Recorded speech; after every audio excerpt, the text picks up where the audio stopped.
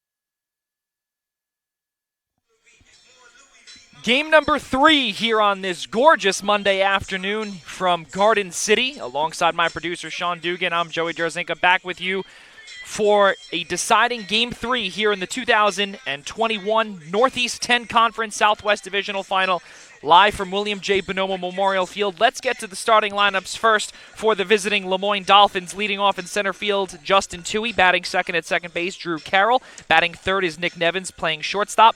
Batting fourth and cleanup at third base is Derek Miller.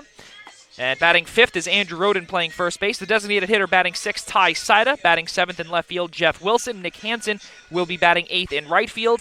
And the catcher is Drew Farino, batting ninth. Looking at some of the numbers for the ace of the staff for interim head coach Bill Ianciello and the number 1 seeded Adelphi University Panthers, senior right-handed pitcher Nicholas Luke, 5'10" out of Farmingdale, New York, comes in sporting a 3.77 ERA, which is good for 14th in the NE10. He comes in second in the conference with 54 strikeouts and 43 innings of work, which also ranks 6th in the conference. His last time out on semifinals day here against AIC, he was credited with the win in 7 2/3 innings of work in a fantastic start. He allowed 3 hits, gave up 1 earned, 2 walks, and fanned a career-high 10, as well as hitting 2 pitchers, unfortunately, in 102 pitches. But regardless, the win is a win, and now he is called upon here in a deciding Game 3 to send Adelphi potentially to the NE10 championship here in 2021. Justin Toohey is ready. Nicholas Luke is ready. We are underway in game number 3 here from Garden City. First pitch is a called strike from Luke. The 0-1 from Luke. Laced into the glove of Michael Draskin, out number 1. 2 pitches, 1 down. As Justin Toohey hits into that L3 for the first out. Defensive alignment for Adelphi from left to right. Olson, Johnson, Feliz. The infield, Alifano, Becker, Cipri, Draskin. On the bump is Luke. Jack Ryan will be doing the catching duties. As Drew Carroll steps in for the second at-bat of Lemoyne's afternoon. Count 0-1, 1 down.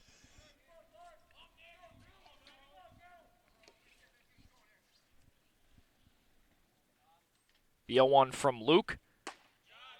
Just nicked the outside corner of the plate yesterday against Adelphi for the junior infielder out of Clifton Park. In game number 2, he went 1 for 4 with a double, a run scored, and a walk. In game 1, he went 2 for 5 with a run scored. So we'll see if he can continue his consistency against the Panthers here this afternoon. As the curve from Luke is swung on and missed there by Carroll. Behind in the count 0-2. Comes in with a .325 batting average, 14 RBIs, 26 hits, on base percentage of .411.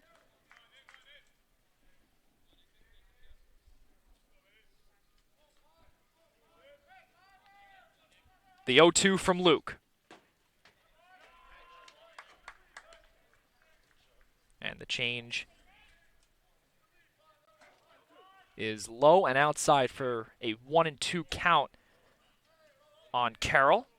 Carroll also was committed at one point to University of Albany with the Great Danes. Chopped up the middle. Becker is there on the throw. 2 down.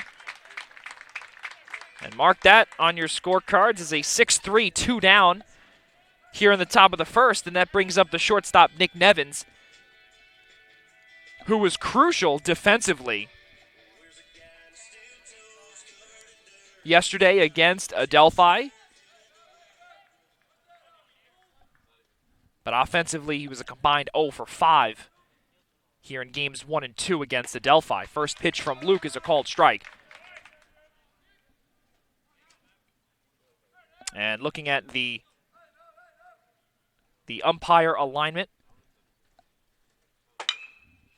as that one is fouled down the first base line. Calling balls and strikes, Nick Thull. At first base, David Gonzalez. At second is Bill Ambrosini. And at third is Frank Endel.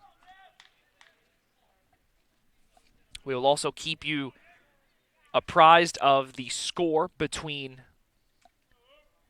Southern New Hampshire and Franklin Pierce on the opposite side of the bracket. Score is 9-5 in the bottom of the 7 with 2 down. But back to our game. Count 0-2 on Nevins. Now 1-2. So if Adelphi were to win and Franklin Pierce were to win, Adelphi would be hosting. But if Southern New Hampshire wins the game, or the deciding game 3, either team that wins here this afternoon will go to Southern New Hampshire. Nick Thull checks with Frank Endel at third. Nevins did not go. And the count is 2-2, 2 down.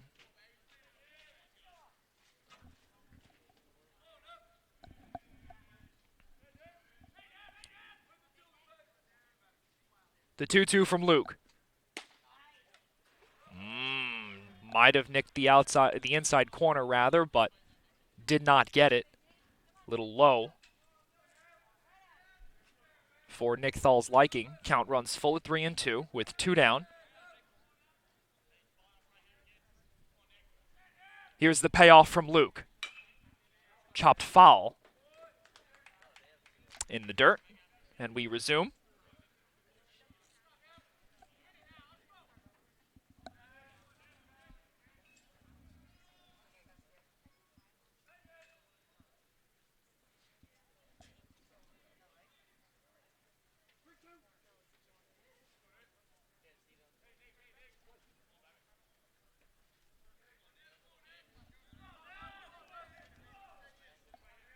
The payoff from Luke.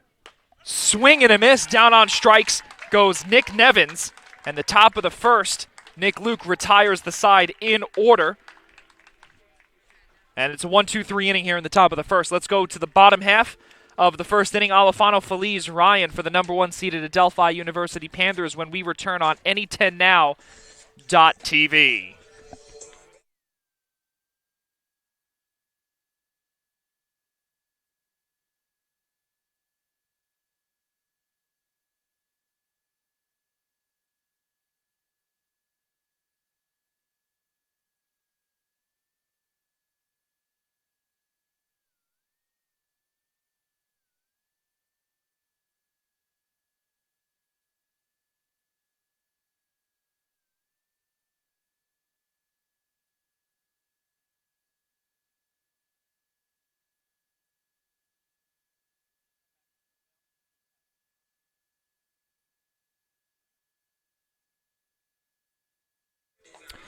Bottom of the first here from William J. Bonoma Memorial Field. Let's get to the numbers on senior left-handed pitcher Joe Vale. He was named a member of the NE10 All-Conference second team this season following a 2.77 ERA season and 38 strikeouts, 26 innings of work.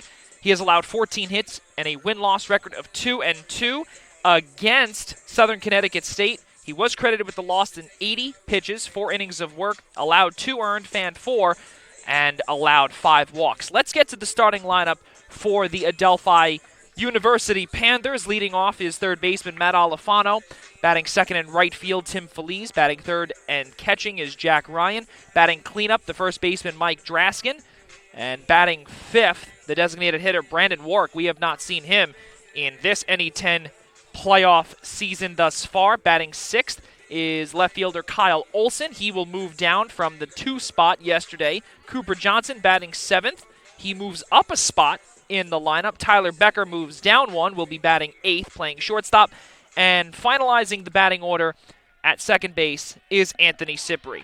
So let's get to the bottom half of the first inning, as stepping up to the plate for the first time here this afternoon is one of the conference's best hitters that the NE10 has seen all season in sophomore third baseman Matt Alifano. Comes in with a .404 batting average and a 12-game hitting streak that remains active as he fouls the first pitch back. And yesterday, heading into the bottom of the 8th inning in game number 1, Matt Alifano was very close to missing out on getting a hit in what would have been game number 11 in terms of a hitting streak, and he had a single into left that kept that alive. The count 1-2 on Alifano, and in game 2 yesterday, he hit a triple into center, which was his second triple of the season.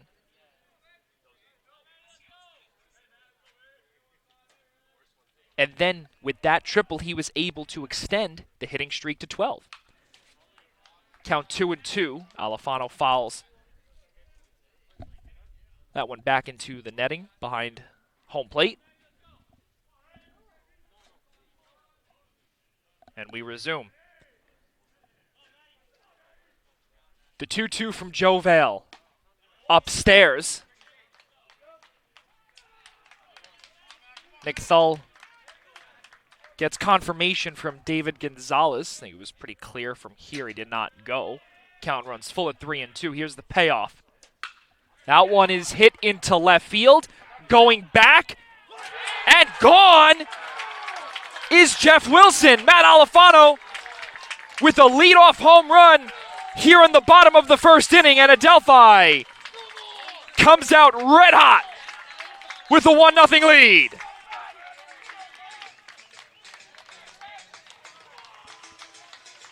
What a shot into left center field. Just beyond the 358 marker.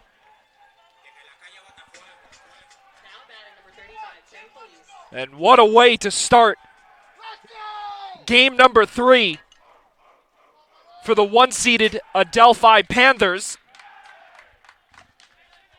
as Tim Feliz steps up to the plate.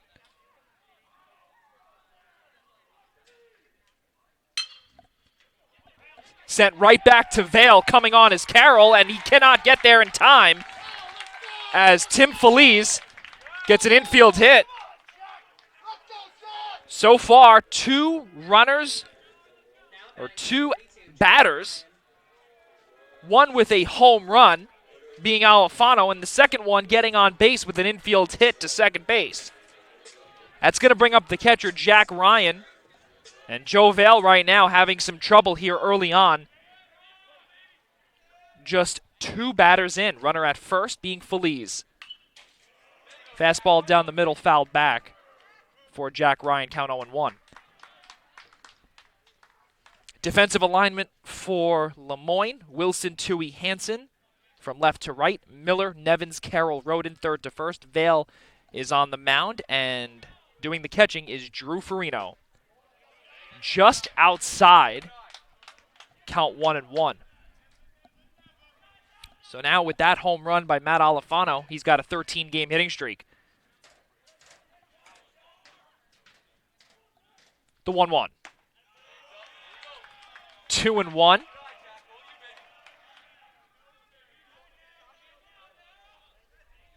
Winner of Game 3 becomes Southwest Division champions and clinch a spot in the NE10 championship. Takes ball 3.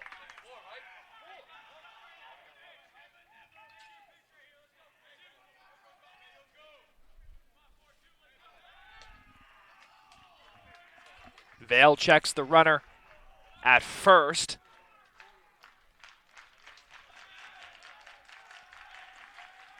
The 3-1 from Vail. Called strike 2. And Ryan thought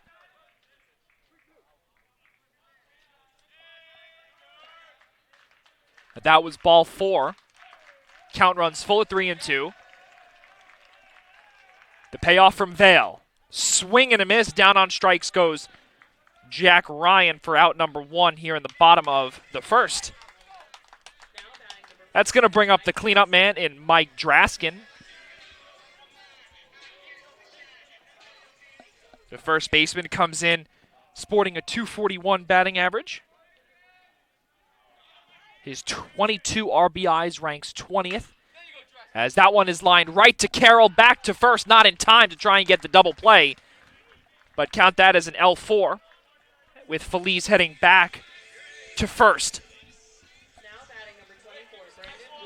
Well, that's going to bring up the designated hitter in Brandon Warwick. This is the first time that we are seeing him here in the NE10 playoffs. Senior catcher out of South Brunswick. As that one is popped back.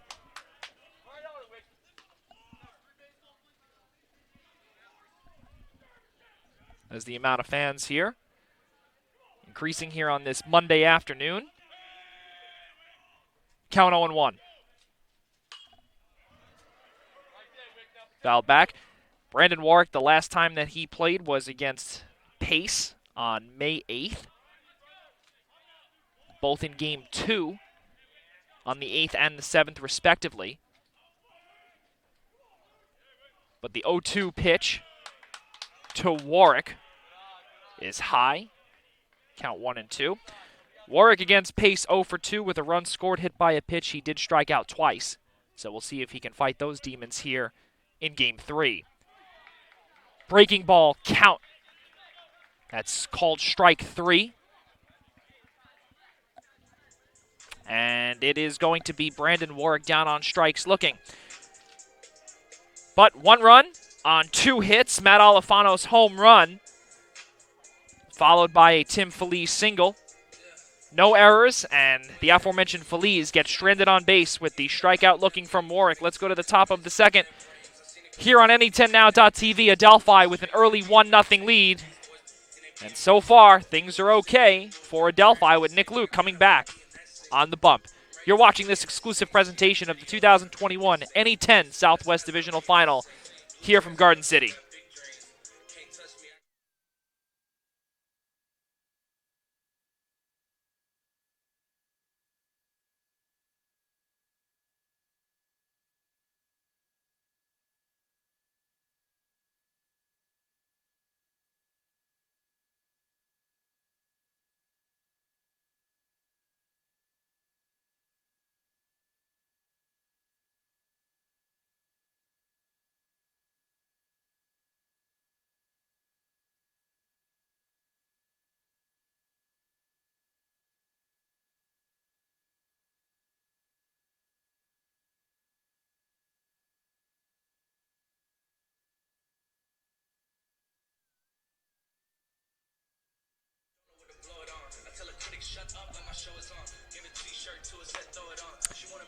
Located just minutes from Adelphi University's Garden City campus, Luigi's Pizzeria of Mineola is an official sponsor of Adelphi Athletics. Enjoy pasta favorites, healthy eats, or a large pie with your family by calling or ordering directly online. Adelphi's community members can enjoy 15% off their bill just by showing their Adelphi ID. Luigi's Pizzeria, quality you can taste. 1-0 in favor of Adelphi here in the top of the second inning. Matt Alifano with a leadoff home run to start the bottom of the first.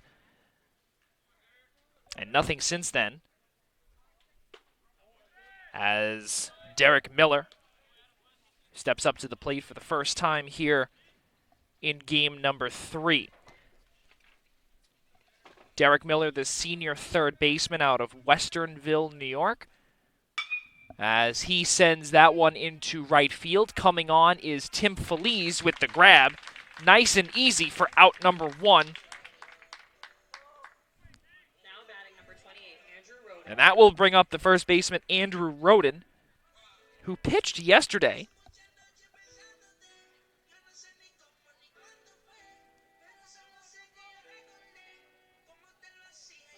And right now, for those that are keeping tabs here, Southern New Hampshire with a 5-run lead, 10-5 in the bottom of the 8th. And 2 runners in scoring position now in that contest. And as we said, if Southern New Hampshire wins, either program that wins here, regardless of the result, will head up to Southern New Hampshire for the Any10 championship. That one is fouled back. Andrew Roden, junior infielder, playing first base today out of Sherrill, was named to the all-conference first team in the Any10 this season, sporting a .309 batting average, a .440 on-base percentage, which is the highest, or rather the second highest on the team, Nick Nevins being the highest one. Count 0-2 from Nicholas Luke. Swing and a miss. Down on strikes goes Roden, as that one was in the dirt, so Ryan had to make sure that that was sent to first. And Draskin caught that one, which now brings up Ty Saida, the designated hitter, with 2 down. Ty Saida, which we said yesterday, is able to play first base. He's listed as a catcher officially.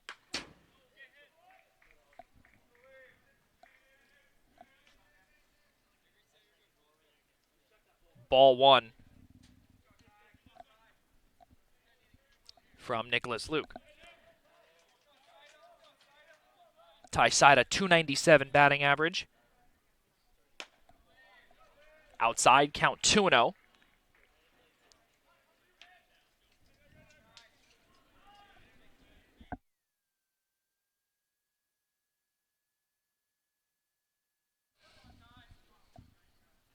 The 2-0 from Luke. Chopped up the middle to Becker. High throw. Did he get him? Not in time. And that's going to be a high throw from Tyler Becker. Will most likely be an E6 on the scoreboard. Now batting number 14, Jeff Wilson.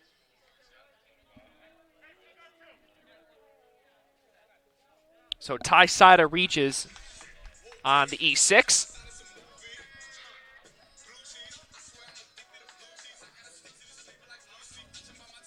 That's going to bring up the left fielder in Jeff Wilson.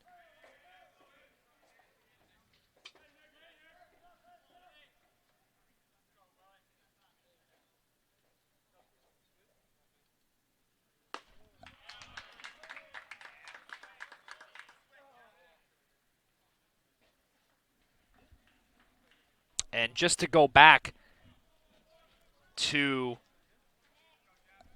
the Tim Feliz, which what we thought was a hit, it was credited as an error. And that's going to be marked as an E1 on your scorecards. So 1 error apiece for both programs thus far. Swing and a miss.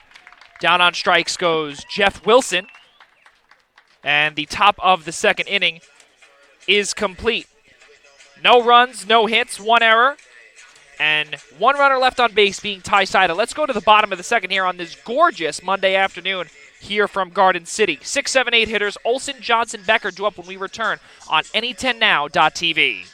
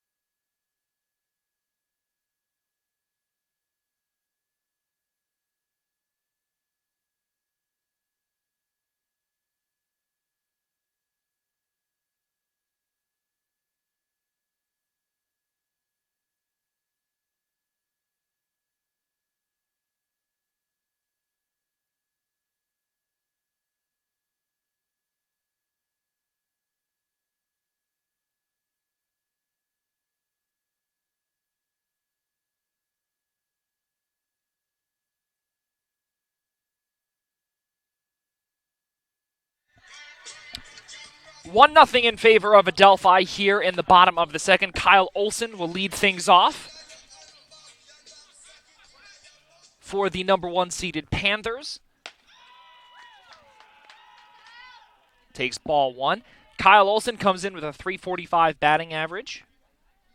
Went 3 for 4 yesterday in Game 2. He had a combined 6 hits between Games 1 and 2. Scored a run, had an RBI in game number 1, went 3 for 5 with 2 total runs scored between games 1 and 2. So a really, really good job there. As Olson gets plunked in between the numbers. And he will head to first base on the hit by pitch to lead things off here in the bottom of the second for Adelphi. That's going to bring up the center fielder, Cooper Johnson.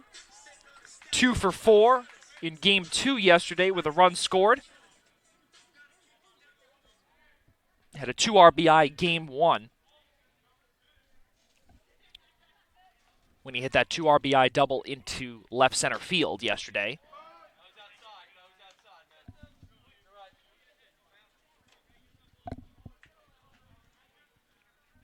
And a called strike to Cooper Johnson. Vale checks the runner at first. It was a low throw, and getting back just in time was Olson. A great job defensively yesterday for the aforementioned Cooper Johnson. As Olson gets caught in a throwdown, and he will be out on the base path. So Kyle Olson gets caught stealing, and Cooper Johnson, his at-bat will continue.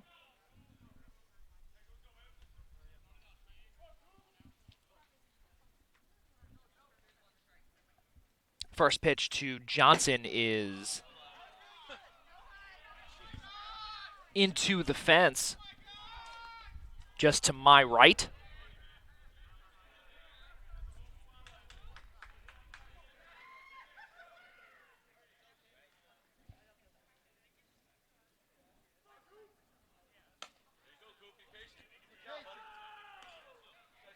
Count 2-1.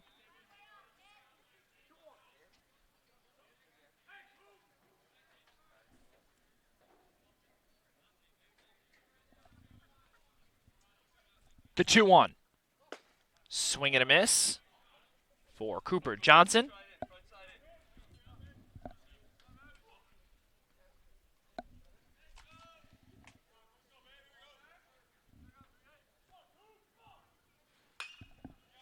Fouled back. Yesterday, defensively, Cooper Johnson made multiple catches in the outfield that required some sliding, required some extra effort, as well as a few from the previous batter and Kyle Olson. That one is popped up and out of play, where Roden thought he might have a chance, but no dice. Count 2-2.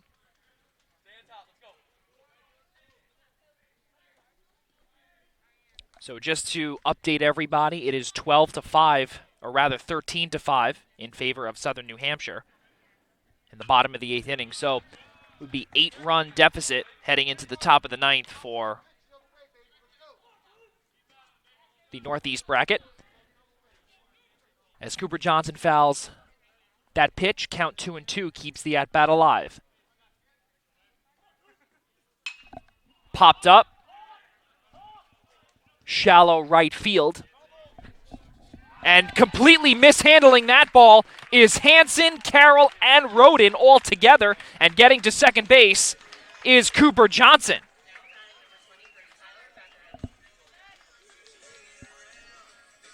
So that's going to be scored a double to right. And with one down, that's going to bring up shortstop graduate in Tyler Becker. He made the throwing error in inning number 1 with Ty Saida reaching first in the last half inning.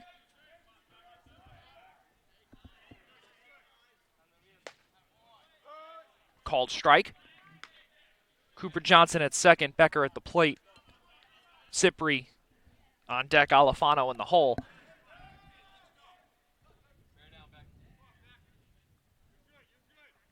The 0-1 from Vale. Ripped right to second base, and Carroll, he bobbles, but he is able to come up cleanly following the mishandle and get Becker for the out. But Cooper Johnson then advances to third base, and he is that much closer to home. That's going to bring up the second baseman, Anthony Cipri. 29 hits on the season, 7 RBIs. Ranked 23rd in the NE10 in runs scored with 24. And a .398 on-base percentage with a .312 batting average, count 0-1. Outside. Count 1-1.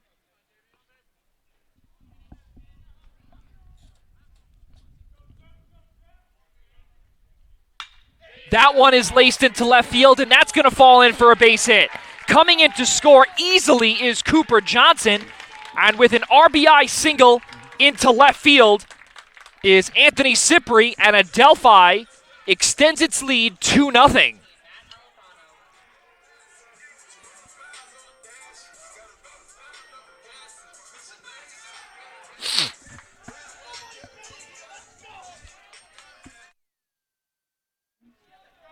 So with 2 out, That brings up Matt Alifano. Pop up, center field. Coming on is Tui with the grab, and the inning is done. But Anthony Cipri with an RBI single into left field, scoring Cooper Johnson with his 8th RBI of the 2021 season. 1 run on 2 hits, no errors, and 1 runner left on base. We go to the top of the third. Adelphi ahead, 2-0. Let's go to the top of the third, ladies and gentlemen. You're watching the 2021 NE10 Southwest Divisional Final here on NE10Now.tv.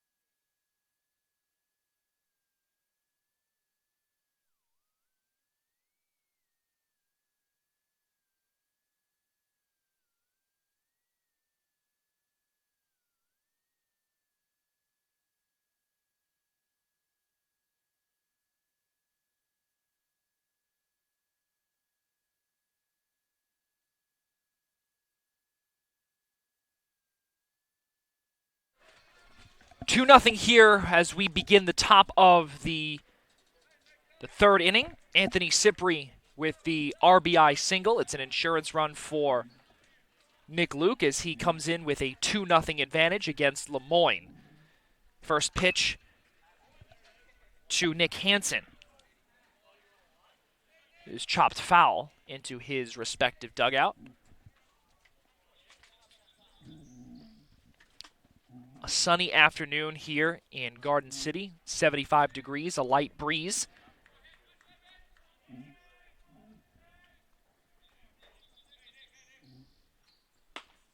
Swing and a miss, count 0-2.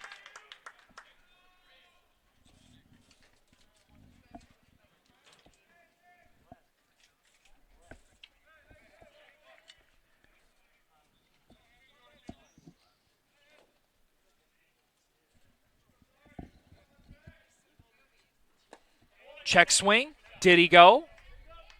He did go. And Nick Hansen is down on strikes. 1 out here in the top of the third. So Nick Luke is working on 3 days rest here. The last time he pitched was on Thursday.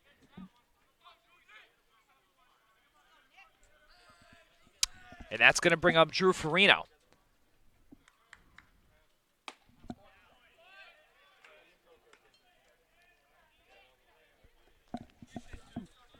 Drew Farino with a 1-0 count.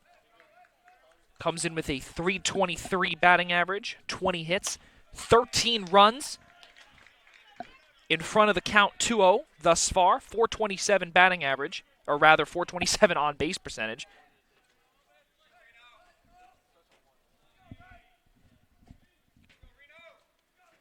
The 2-0 takes ball 3.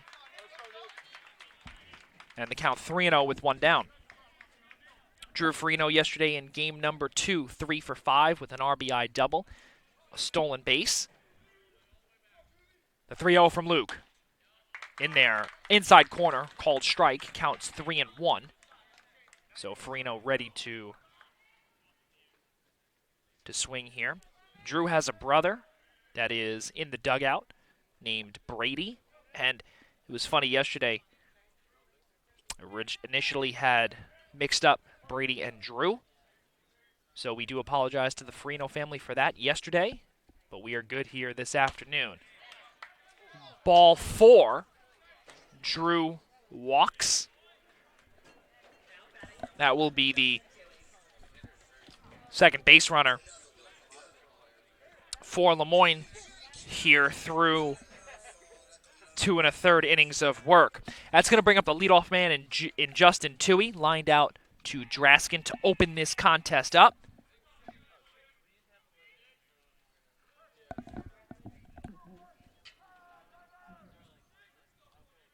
Luke in his stance. First pitch to Toohey. That one's fouled beyond Alifano's reach into the visiting bullpen, count 0-1. Justin Toohey, graduate out of Kingston, comes in with a 191 batting average. 3 home runs, an RBI total of 14 with an on-base percentage of .298. So he has showed that he can get on base, whether it be through walks or a couple of timely hits. And 17 of those timely hits. Yesterday, a combined 0 for 8.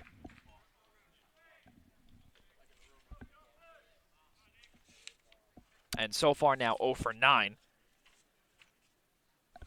with that line out to Draskin early on in Game 3. Here's the 0-1 from Luke. Chopped foul down the first baseline.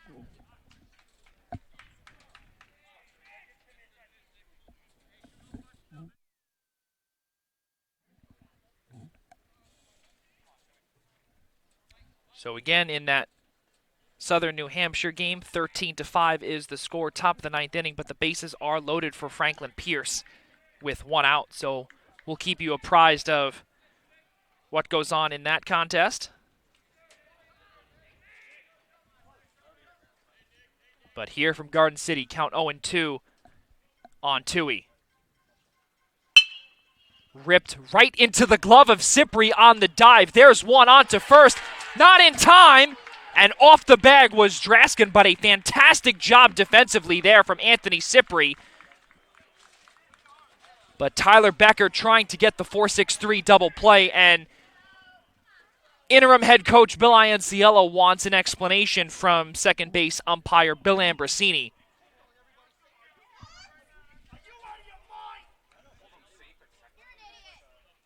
And he called him safe at second, rather. So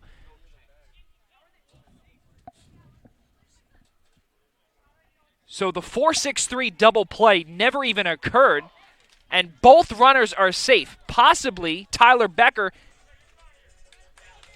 never touched the bag, and then Draskin was off the bag. So the official score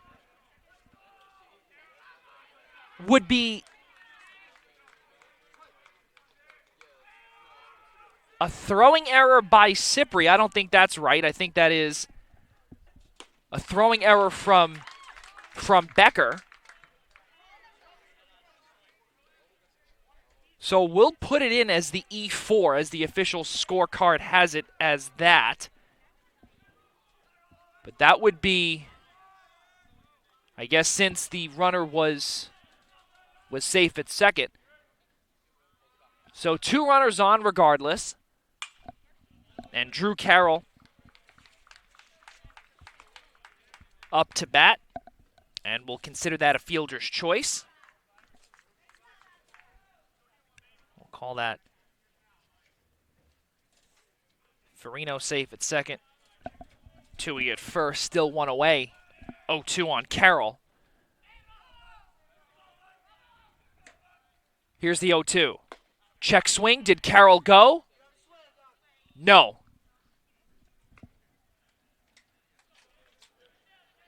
Says Gonzalez.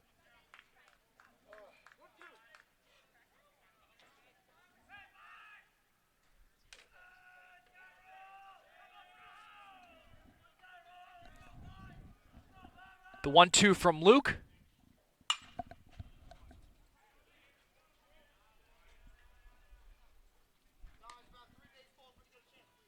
Fouled into the batting cage of Adelphi.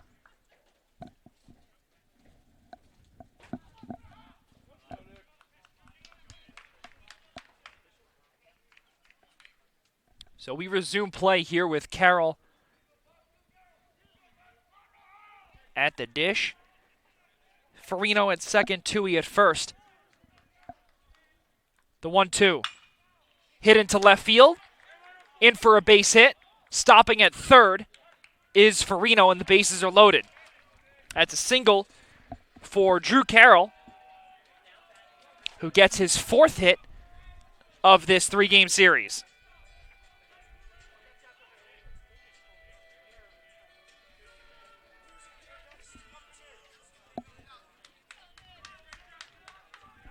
That's going to bring up Nick Nevins.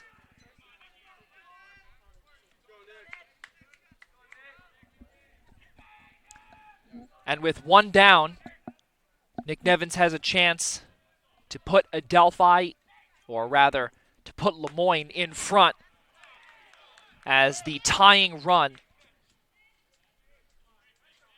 is at second base. Count 1-0.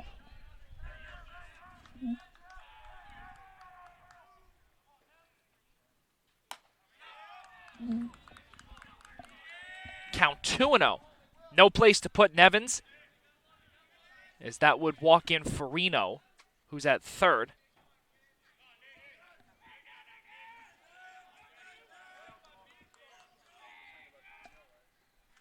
The 2-0. Sky-high pop-up. Alifano is there for a big second out here in the top of the third.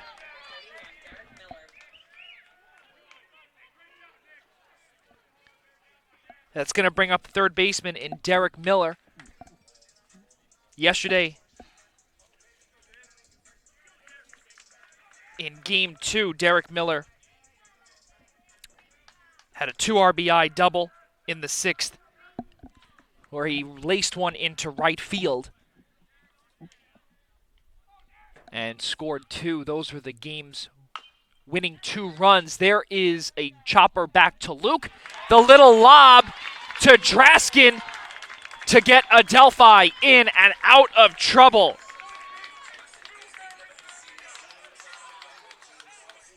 So following 2.5 innings of work, no runs on 1 hit, 1 throwing error from Cipri, and 3 runners left on base. Let's go to the bottom of the third inning with Adelphi holding a 2-0 lead here in the Southwest Divisional Final. You're watching this exclusive presentation of the 2021 NE10 Southwest Divisional Final here on NE10now.tv.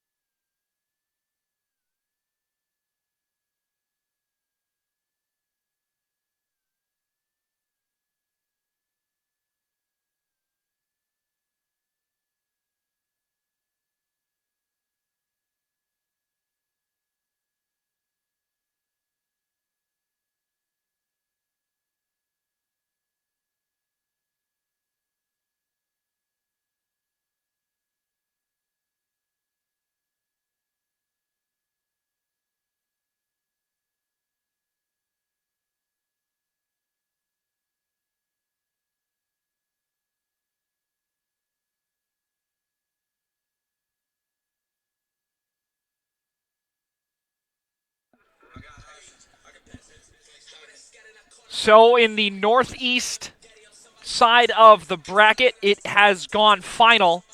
The Northeast Division champions is Southern New Hampshire University. And the winner of this contest will head north to Manchester on Friday to start in games 1 and 2 of the NE10 championship contest. But back here on Garden City, this is our last broadcast here with you officially. Adelphi holding a 2-0 lead. over Lemoyne.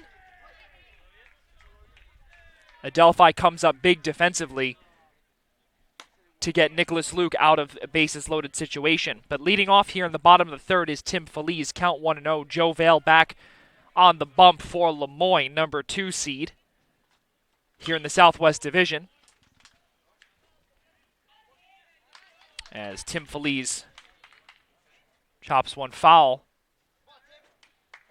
into his respective dugout. Here's the 1-1.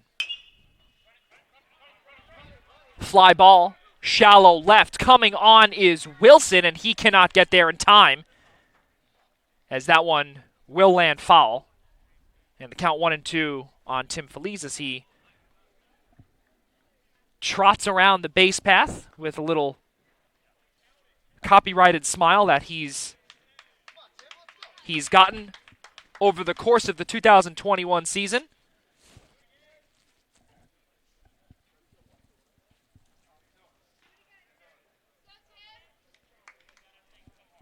And we bring up the smile and some of the facial expressions that Feliz has done throughout this season.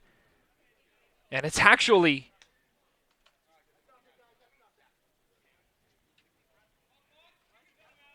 and what Feliz has done in terms of facial expressions, a couple of smiles, a couple of laughs, a couple of whatever, has actually worked against its opposition, where Lemoyne, and not only Lemoyne, but whoever Adelphi has played,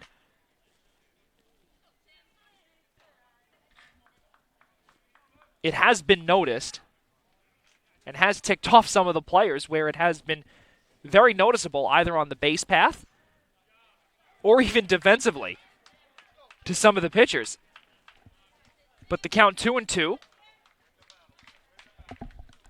and the junior outfielder knows how to get into some of the heads of the opposition. But we continue with a 2-2 count. Breaking pitch, chopped to first base. The foot race between Roden and Feliz is won by the former. And that gives Adelphi its first out here in the bottom of the third inning. That's going to bring up the catcher, Jack Ryan, struck out swinging in the first inning.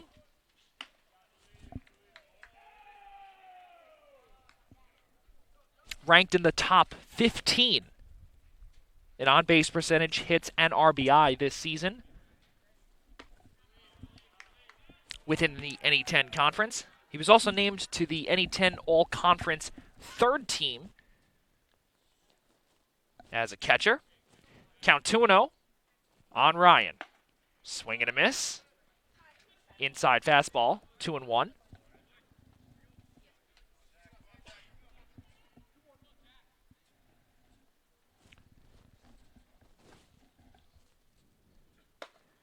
Upstairs, 3-1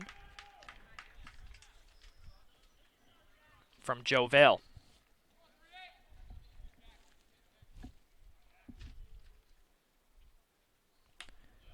Jack Ryan works a walk, as that brings up the first baseman, Mike Draskin, who lined out to Drew Carroll in the first inning. Keep in mind also the first inning, Matt Alifano hit that leadoff shot into left center field that put Adelphi on the board first. Ball in the dirt. Drew Farino is able to grab with Ryan at first and to keep him intact.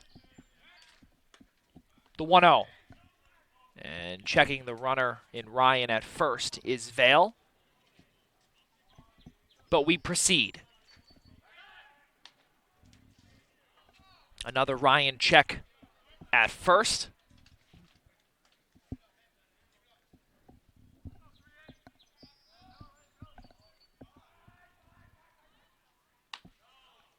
Count 2-0 just outside.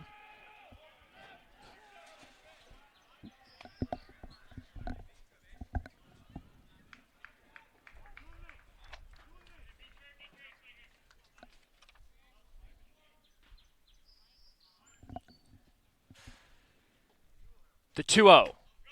3-0 just misses upstairs.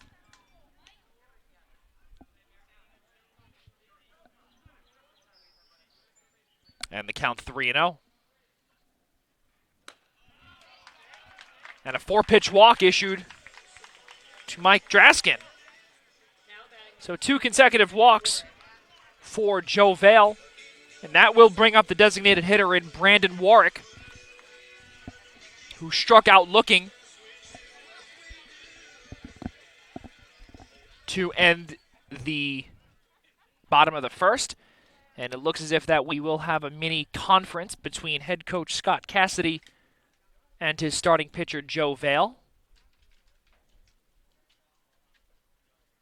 So that will be issued as one mound visit.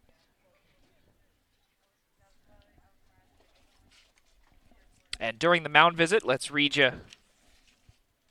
one of our sponsors in Adelphi Deli. Adelphi Deli is an official sponsor of Adelphi Athletics, conveniently located on Nassau Boulevard, just minutes from campus. Adelphi Deli prides itself on customer satisfaction and family atmosphere, all while serving the freshest cold cuts in town. Be sure to stop in and check out their deli specials or to enjoy some of your favorite menu items. Adelphi Deli, Garden City's neighborhood delicatessen. So that is the entire mound visit from Cassidy to Vale. 2 runners on.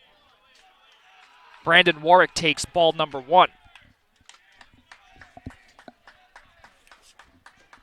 We brought up earlier about how Warwick has not played in 8 days.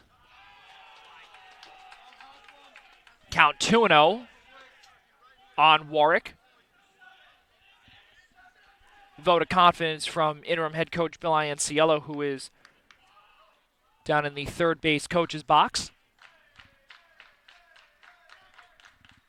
In the dirt, 3-0 for Joe Vale. And Warwick is ahead in the count. Ryan at second, Draskin at first. It sounds like the bullpen for Lemoyne is active. The 3-0 takes strike 1. And Brandon Warwick has been given the green light from Ianciello. The 3-1. Popped up. Shallow right. Coming on is Hansen for the grab. And not deep enough for either base runner to tag. And with the F9, that's 2 down for Adelphi. And that brings up the left fielder Kyle Olson, who was hit by a pitch but was porous on the base path as he was caught in a rundown to lead off the second inning in his last at-bat. Olson takes strike 1. Winner of this contest heads up to Manchester for a Friday battle against Southern New Hampshire in the NE10 championship. That one is laced into center field. Will that fall? Yes, it will. That's going to fall in for a base hit. Coming around to score is Jack Ryan, standing up. And that is an RBI single into center field for Kyle Olson, and Adelphi takes a 3-0 lead.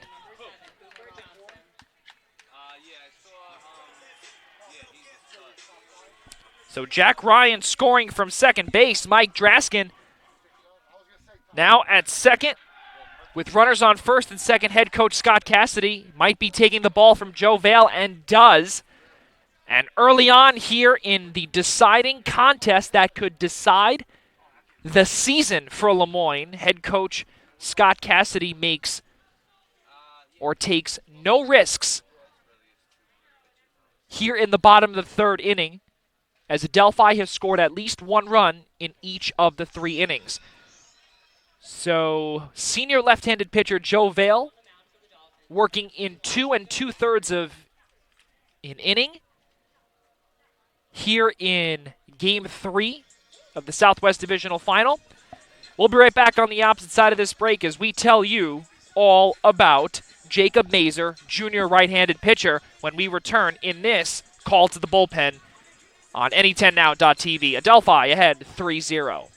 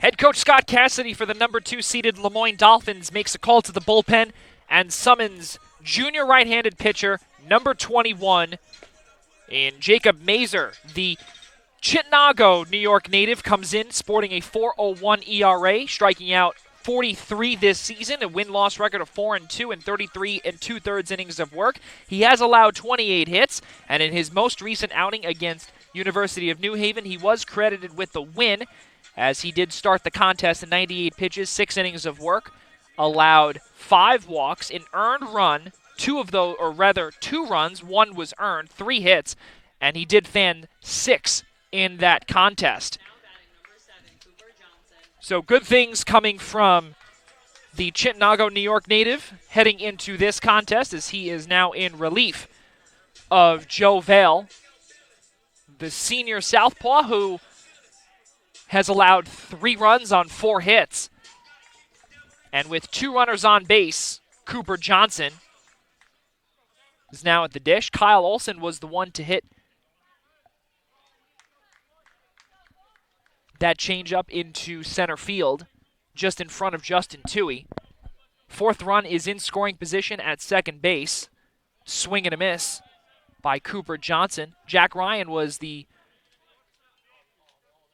run who came in to score from second base. And Draskin is now at second, as Olson is at first. The 0-1 from Mazer. Check swing.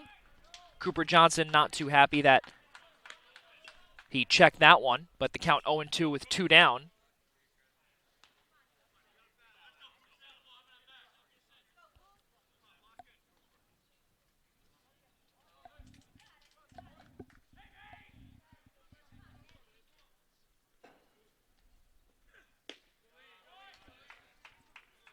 Count 1-2.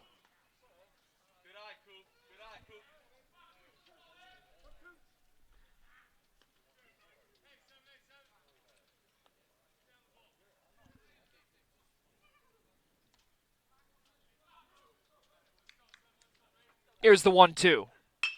That one is ripped into center field and will fall in for a base hit. Coming around third is Draskin, and he will score standing up. And that's an RBI single into center for Cooper Johnson, and Adelphi takes a 4-0 lead.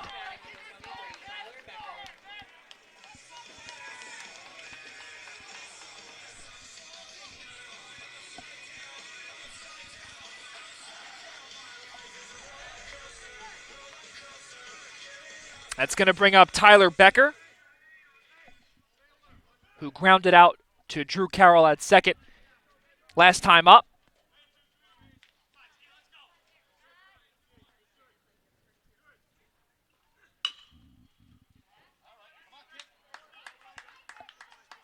Chopped down the first base line and foul lands in right field.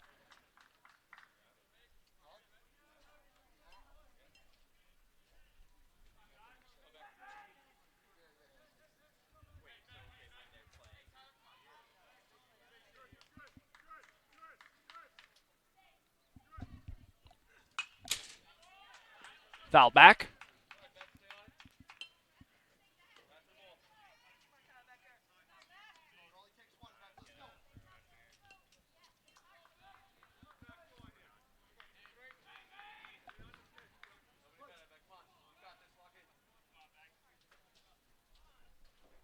The 0-2 from Mazer.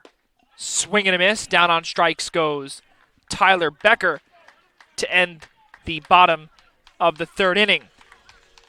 So 2 runs scored on 2 hits, a pair of RBIs from Kyle Olson and Cooper Johnson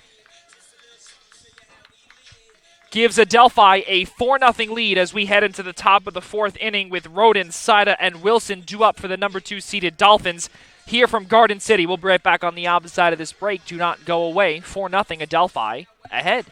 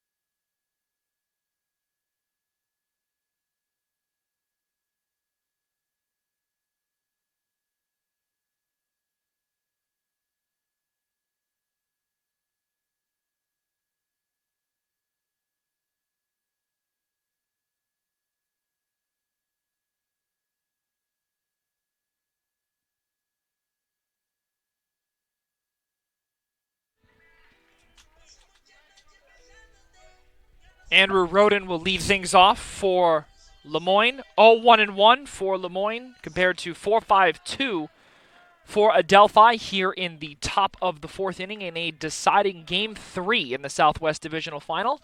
As Luke steps in, Roden steps in as well.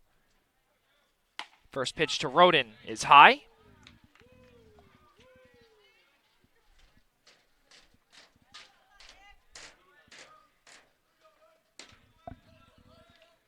Count 1-0. Ripped right to Cipri. He bobbles and falls and then grabs it again and throws to first in time to get Roden on the 4-3. It's going to bring up the designated hitter in Ty Saida. Hit into the E6 at second and then was stranded at first on the Jeff Wilson strikeout swinging. So with 1 down, Luke steps in. First pitch upstairs. Count 1-0.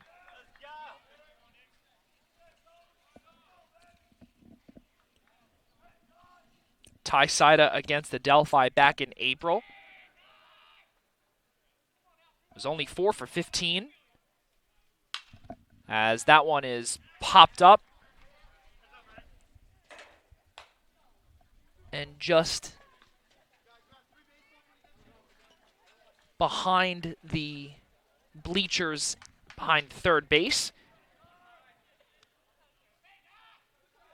4 for 15 with 2 RBI, 2 walks. A season-high 9 putouts on the 10th of April against College of St. Rose, the Golden Knights. The 1-1. Outside. Count 2-1.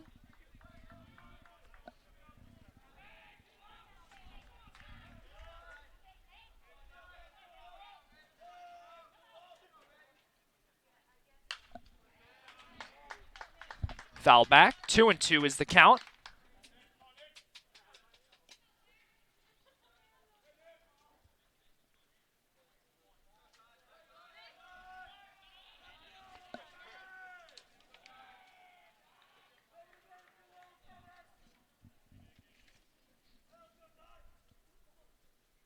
The 2-2 from Luke. Upstairs, count runs full at 3-2.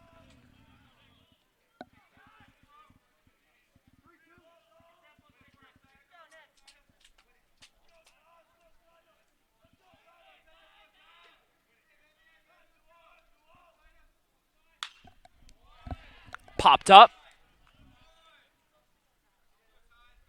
And foul. Count runs full at 3-2.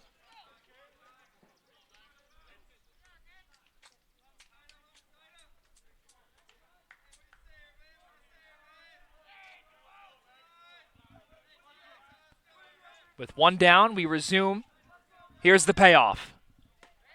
In the dirt, working a walk, is the designated hitter Ty Saida.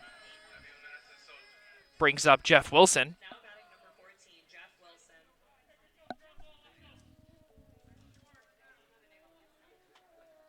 Struck out swinging to end the bottom of the second.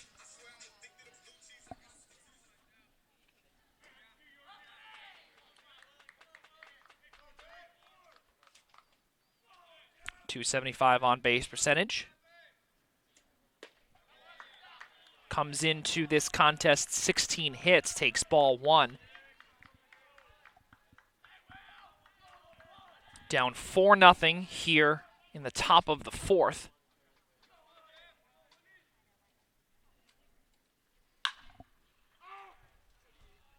Fly ball, left field.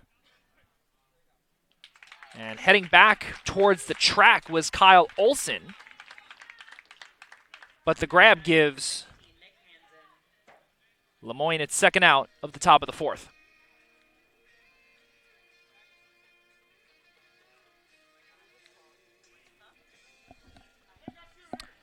Brings up the right fielder, Nick Hansen. Struck out swinging to start the bottom of the third, his first at bat. First pitch from Luke called strike.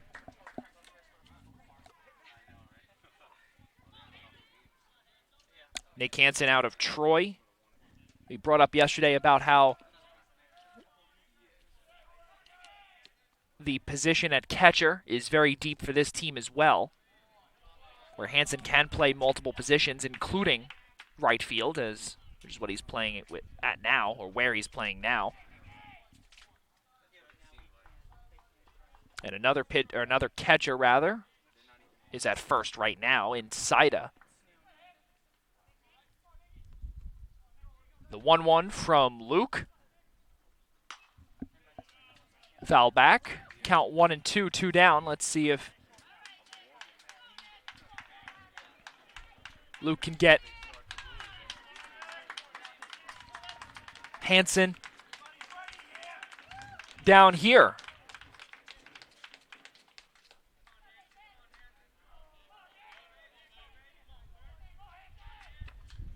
The 1-2 from Luke.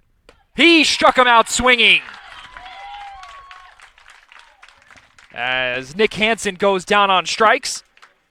And following 3.5 innings of work, no runs, no hits, no errors, one runner left on base being Saida. Let's go to the bottom of the fourth. Cipri, Alifano, Feliz. 9-1-2, and we return on any10now.tv. It is Adelphi with a 4-0 lead here in a deciding Game 3 of the Southwest Divisional Final in the NE10.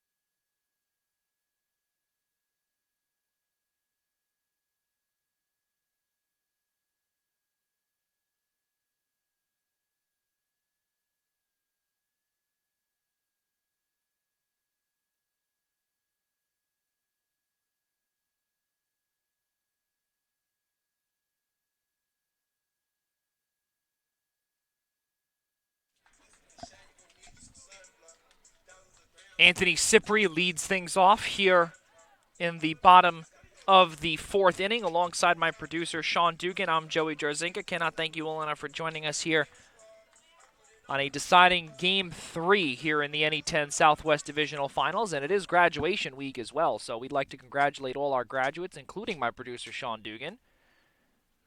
He's working his last game here this afternoon as Cipri pops one up into shallow left, and completely missing that one is Nick Nevins due to the sun, most likely. And that should be a fielding error by Nick Nevins.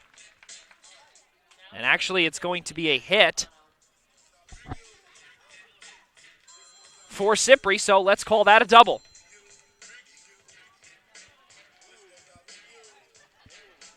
So leadoff double for Anthony Cipri.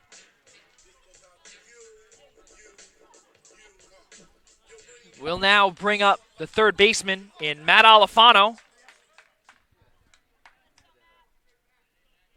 who led off the home half of the first with a home run into left. And with that home run, that extended Alifano's hitting streak to 13 games. Cipri at second, Adelphi ahead 4-0.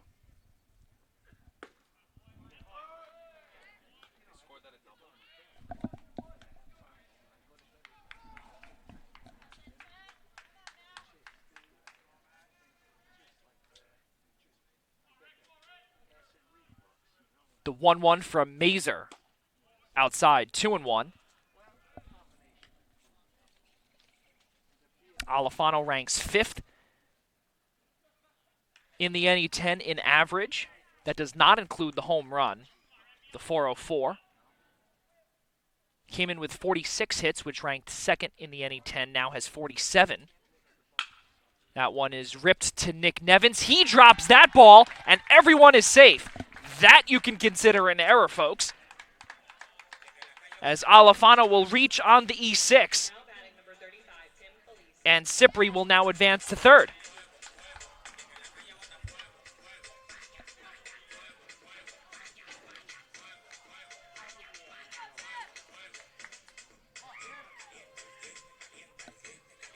And now it's going to bring up Tim Feliz, reached on in error his first time up when Joe Vale got a piece of his ground ball that went up the middle in the first inning. Runners on the corners with nobody out. Junior outfielder steps in, takes ball 1. Speaking about someone that has marked every single category in the top 25, junior outfielder Tim Feliz out of Cortland Manor checks every single box. The 1-0. Foul back. And Tim Feliz comes in with a .360 batting average, ranked 13th in the conference. 41 hits, ranks 6th in the NE10. And his 5 home runs puts him at 11th within the conference. And a few smiles and a few facial gestures, well, those are priceless.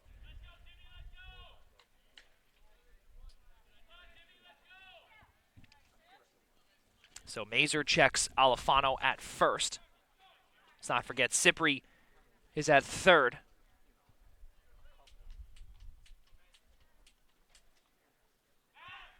Mazer checks Alifano at first.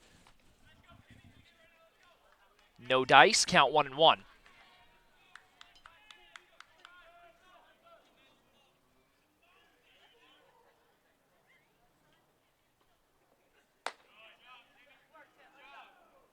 Upstairs, count 2-1.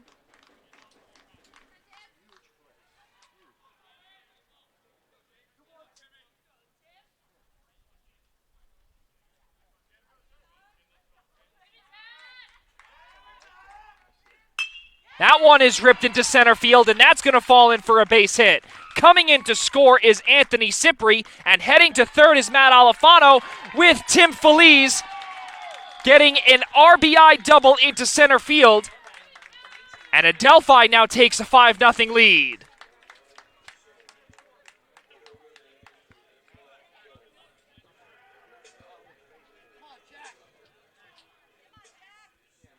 Alfano at third, Feliz at second.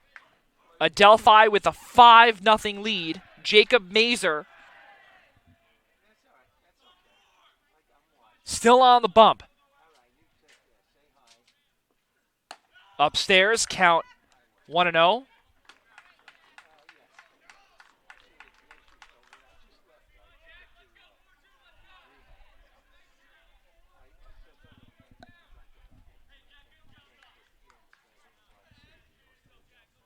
The 1-0. And hits Jack Ryan right between the numbers. And the bases are loaded with nobody out. Prime position for Mike Draskin. And we have to remember just a few weeks ago,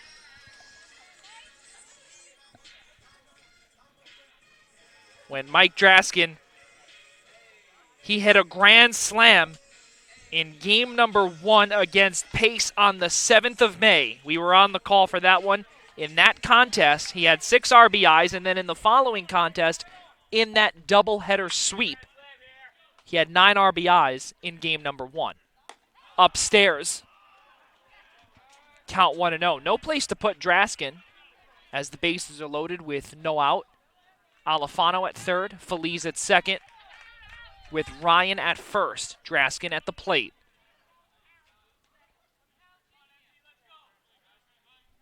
The 1-0. Upstairs, count 2-0 on Draskin.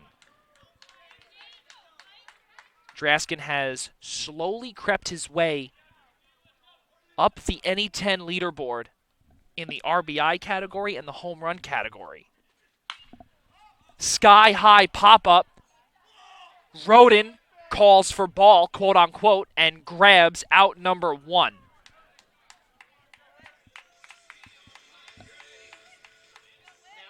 That brings up the designated hitter, Brandon Warwick, who comes up with the bases loaded. What the senior catcher can do,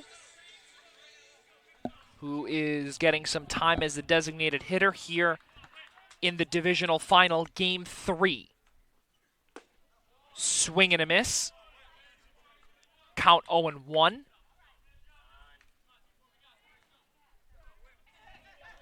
Brandon Warwick, 5 RBI, 9 hits, 153 batting average. In the inside corner, count 0-2. Says home plate umpire Nick Thull, and nobody liked that call, ranging from the stands to the runners on the bases as well as the dugouts. But with the count 0-2, Warwick steps back in. Mazer back on the bump and begins his windup on the 0-2. Ball 1. With 1 down.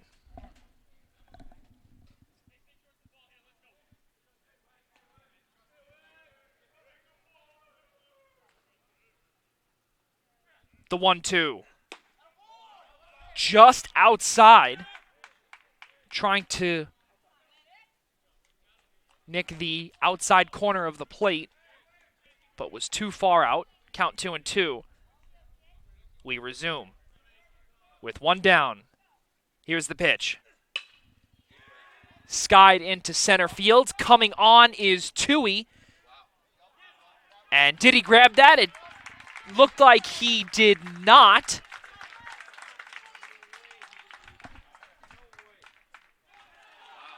And it looked as if that...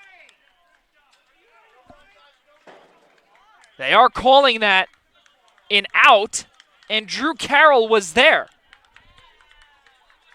So from what it looked like here, because that was 1 out,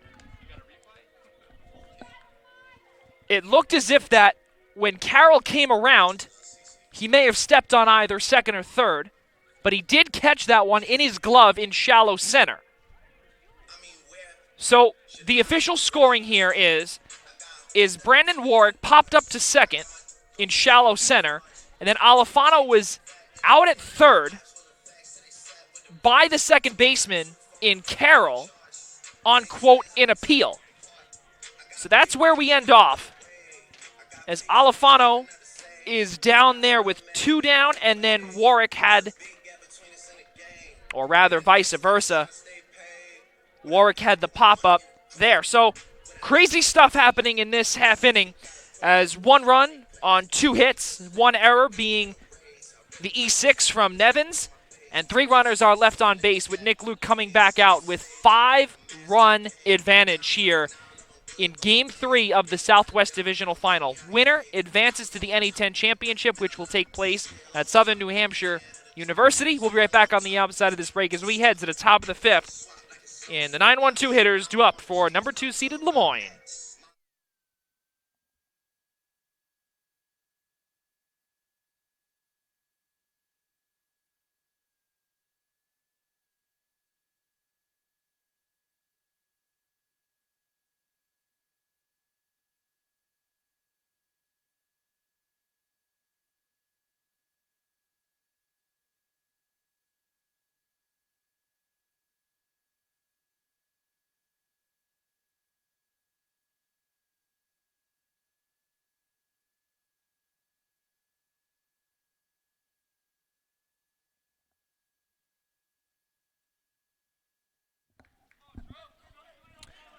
Five nothing Adelphi with the lead, and the number 2 seeded Lemoyne Dolphins head up to the plate, led off by catcher Drew Farino, the number 9 hitter.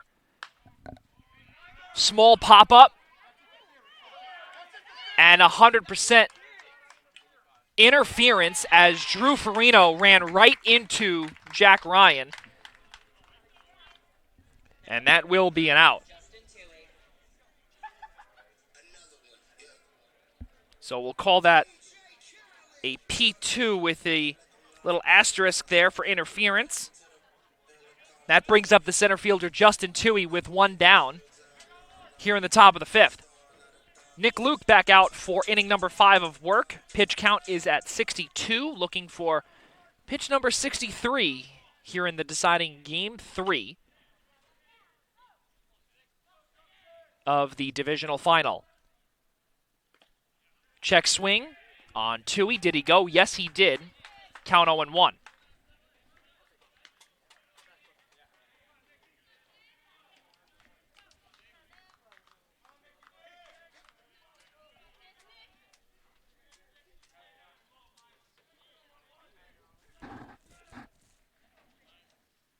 The 0-1 from Luke.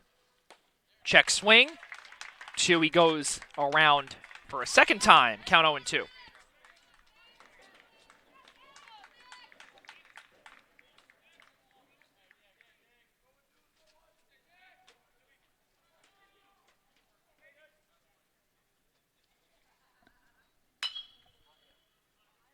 On the dive is Tyler Becker with the grab.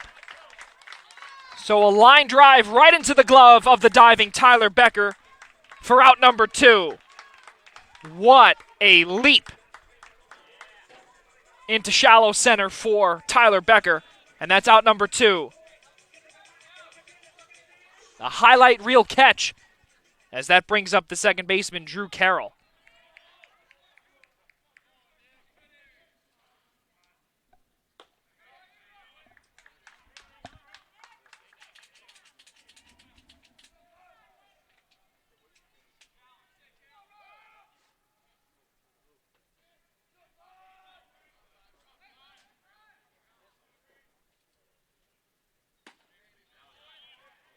Carroll has to move back on that one, as that one was awfully close to his face. Count 2-0 with 2 down.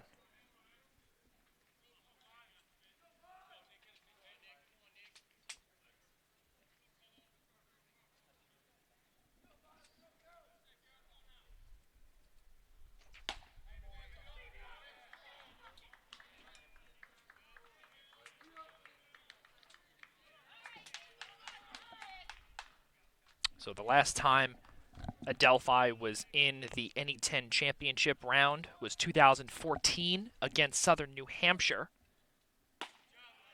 where they fell by a score of 2-0. And the last time that Adelphi won was 2011.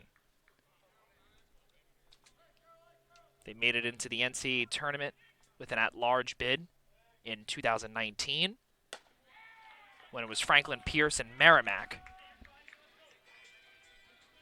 Count is a walk for Drew Carroll. First base runner of the top of the fifth. That brings up the shortstop Nick Nevins, who had a big error in the last half inning on the Matt Alifano hit. Signaling bunt, runner goes. And getting into second base unscathed with just a whole bunch of dirt in his face and probably mouth is Drew Carroll. And credit the second baseman with a stolen base. Lemoyne's first runner is in scoring position. Count 2-0. Last time Lemoyne made it into the NE10 championship round was 2012 against Franklin Pierce when they won that by a score of 4-2. Matt Mara was named the MVP. But since then, it's been Merrimack, who now resides in the Northeast Conference in Division I. They are ineligible for conference tournaments as well as the NCAA tournament until 2024-25 due to their move up a division. And working a walk was Nick Nevins. Pitching coach Frank Battaglia heads out to the mound to chat with Nick Luke. 2 years ago, 2019, Franklin Pierce won their second NE10 championship in 5 seasons by taking down Merrimack by a score of 3-0.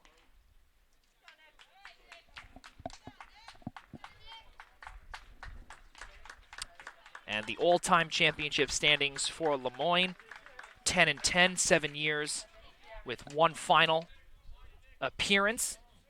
And they are 1-1 in that span. Adelphi is 2-1. Their win-loss record coming into the tournament is 6-10 in 8 years.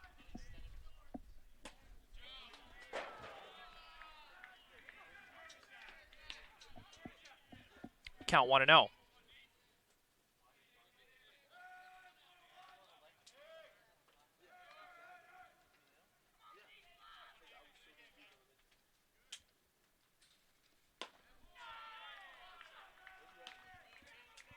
Nick Luke in some trouble here against Derek Miller. 0 for 2 here in this contest. Flew out to Tim Feliz and grounded one up the middle to Nick Luke.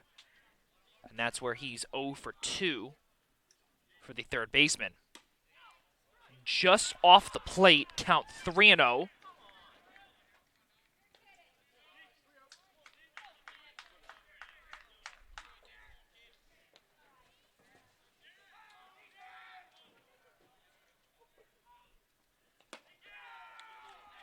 Four-pitch walk for Derek Miller, and the bases are loaded with 2 down. 3 straight walks for Luke. That brings up the first baseman, Andrew Roden. Andrew Roden has the ability with 1 swing to put Lemoyne down only by 1. But Nick Luke and Adelphi defense have different ideas. In 2019, the regular season champion was Adelphi. The Southwest Division ran through here in Garden City.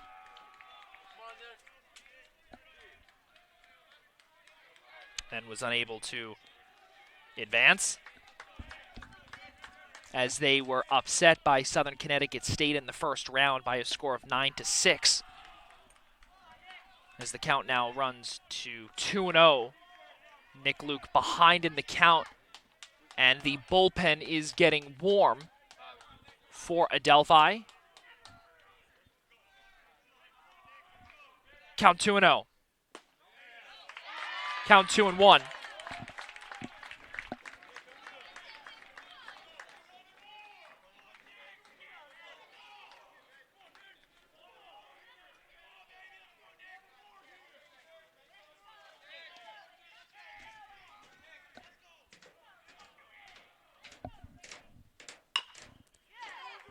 Chop to the right side of the infield. Cipri cannot get there in time, and everyone is safe. Coming in to score is Drew Carroll from third, and that's going to be an infield RBI single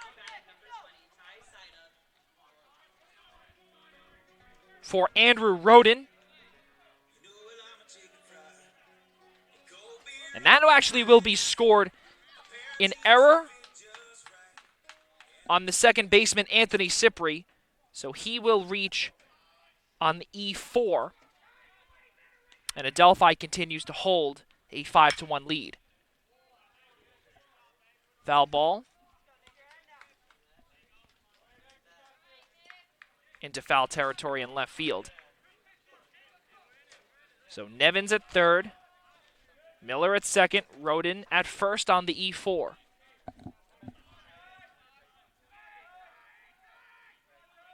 Here's the 0-1. Strike one for Saida with 2 down.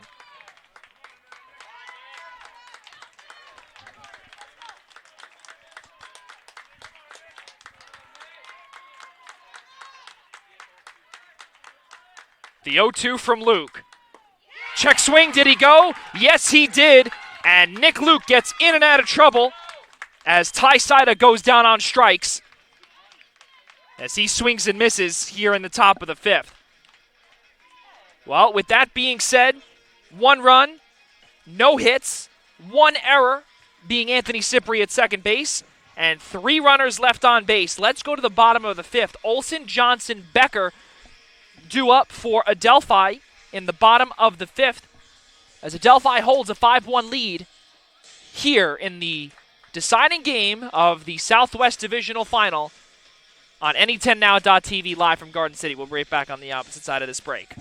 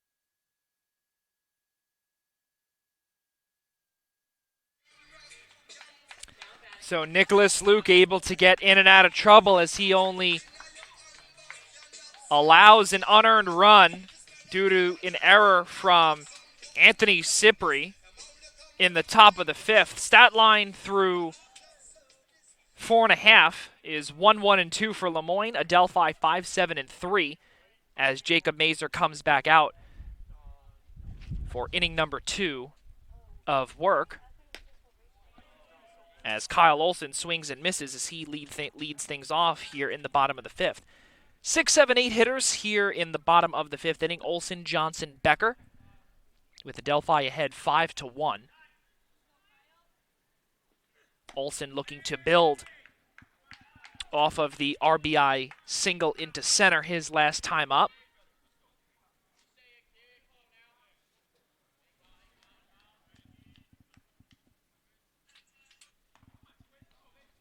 The 1-1.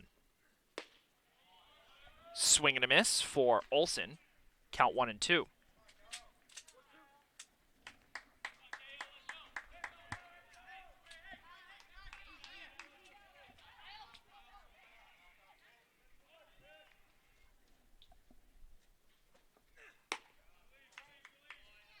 Outside 2-2.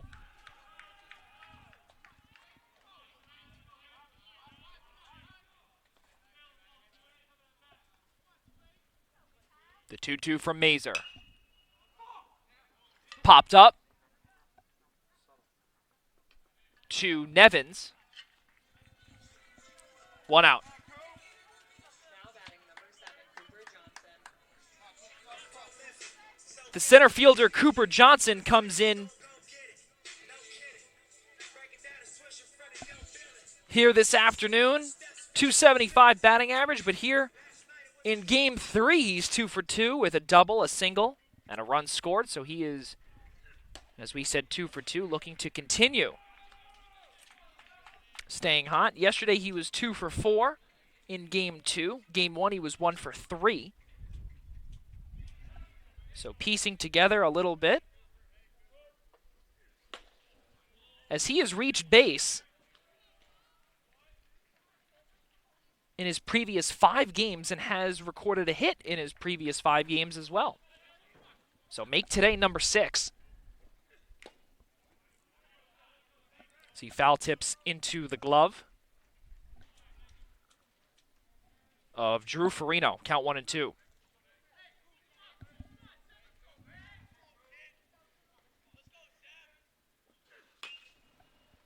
Chopped in foul territory down the third base line.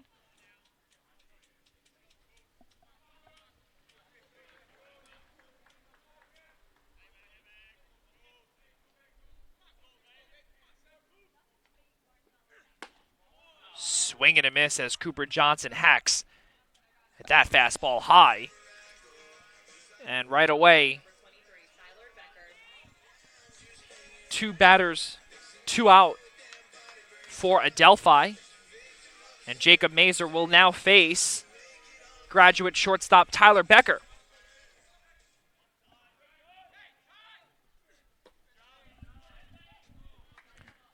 Adelphi leads 5-1 here in the bottom of the 5th inning.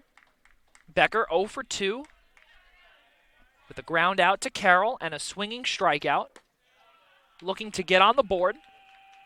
He's in the midst of a 10-game hitting streak himself.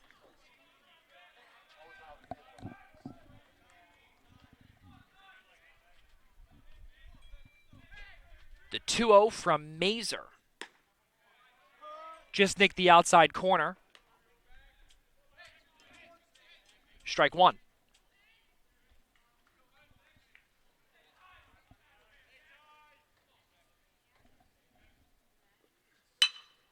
Laced up the middle.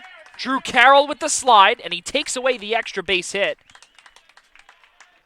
And regardless, Tyler Becker is in there with a single. Now batting number 13, Anthony Cipri. Brings up the second baseman, Anthony Cipri.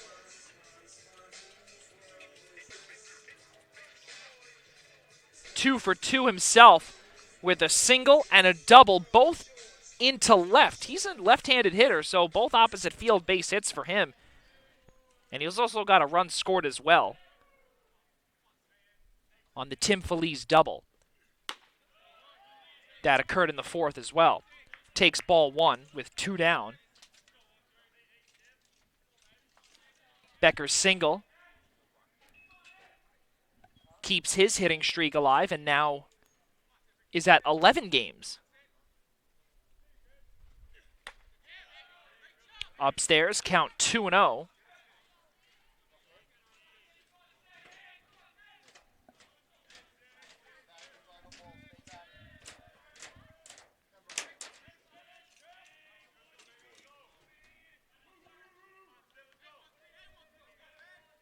Here's the 2-0 from Mazer.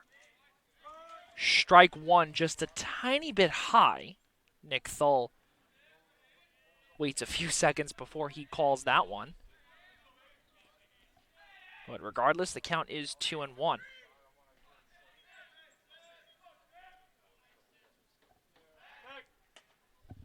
Mazer checks Becker at first. So if you're just joining us, ladies and gentlemen, it is 5-1 Adelphi. Matt Alifano led things off with a home run to left center field to put Adelphi ahead 1-0. As Cipri pops up, Derek Miller is not there.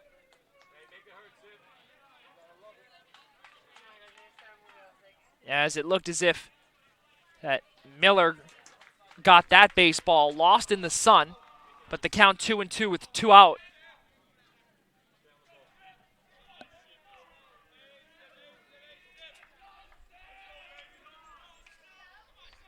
And yesterday we saw something very similar to that from the aforementioned Miller, and then he put on his sunglasses, but he's not putting them on just yet. That might change after that missed pop-up. Here's the 2-2. Grounded to Roden, and he steps on first to end the inning. So, no runs, 1 hit being Tyler Becker's single to second base. No errors and 1 runner left on base being the aforementioned Becker. Let's go to the top of the 6th. Wilson, Hansen, Farino when we return on any10now.tv. Adelphi, the 1 seed, heading into the top of 6th with a 5-1 lead. Nick Luke back on the mound when we return after this.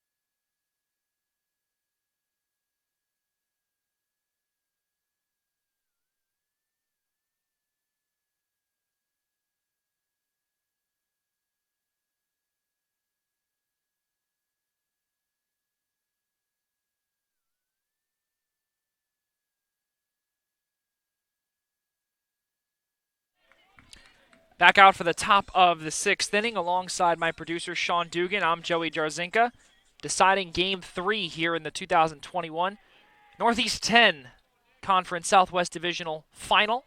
Adelphi with a 5-1 lead. Nick Luke back out for inning number 6 of work as he faces Jeff Wilson and takes ball 1. 7, 8, 9 hitters for the number 2 seeded Moyne Dolphins to start things off here in the 6th.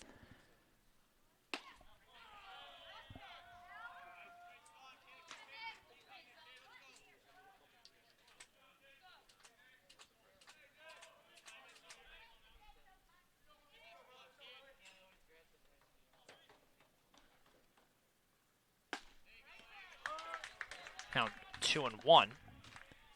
Take strike 1.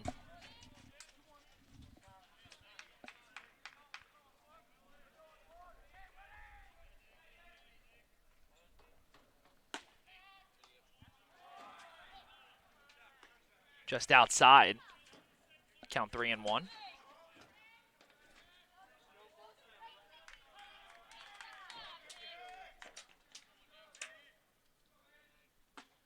Inside corner, and Jeff Wilson thought it was ball 4, but instead count runs full at 3-2.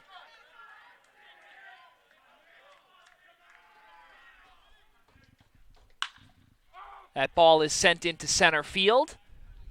Coming on is Cooper Johnson as he backs up a few steps to ensure that the catch is made for out number 1.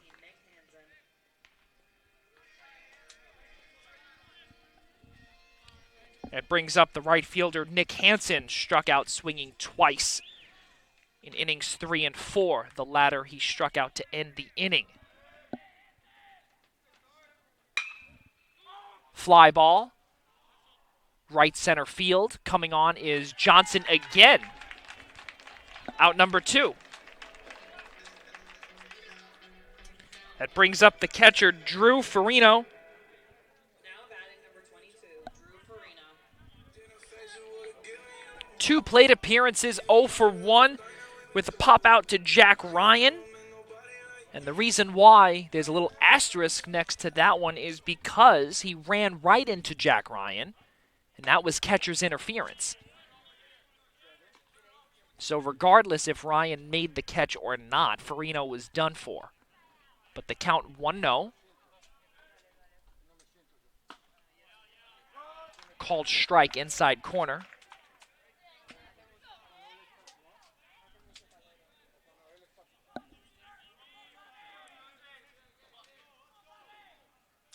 The 1-1. Into center field. That's going to fall in for a base hit. And Farino gets the team's first base runner at first here in the top of the 6th. Well, with all of the baseballs heading into center, the most recent one lands in for a base hit, and that's going to bring up the center fielder in Justin Toohey, who is also the leadoff man here for the Dolphins. Reaches on a fielder's choice in the 3rd, but 2 lineouts, 1 to Draskin and Becker respectively. Fly ball, left center field, that's going to fall in the gap, and tripping is Cooper Johnson. Coming around to score is Farino all the way from first, and he's in there safely standing up, and Moyne narrows the Adelphi lead 5-2.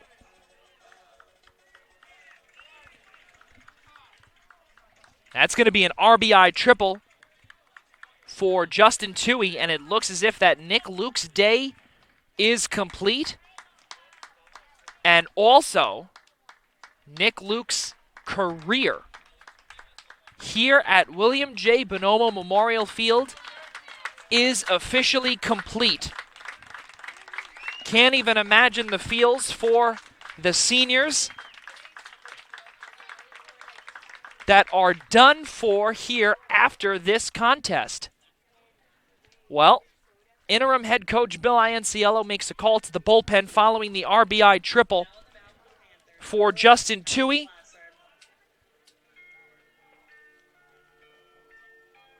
And with that being said, Drew Carroll is the next batter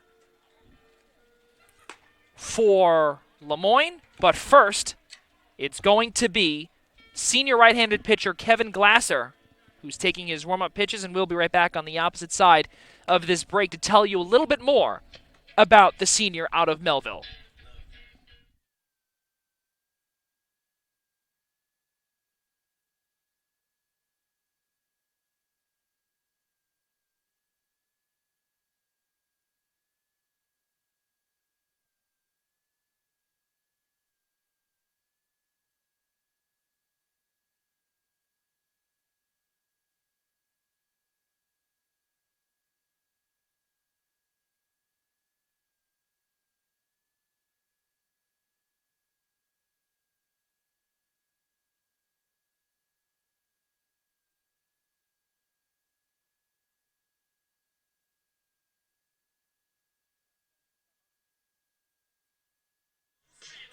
Well, interim head coach Bill Ianciello makes a call to the bullpen as he summons senior right-handed pitcher Kevin Glasser. Comes in with a 7.07 ERA, having struck out 17 in 14 innings of work. He gave up 12 hits this season, a win-loss record of 1-1.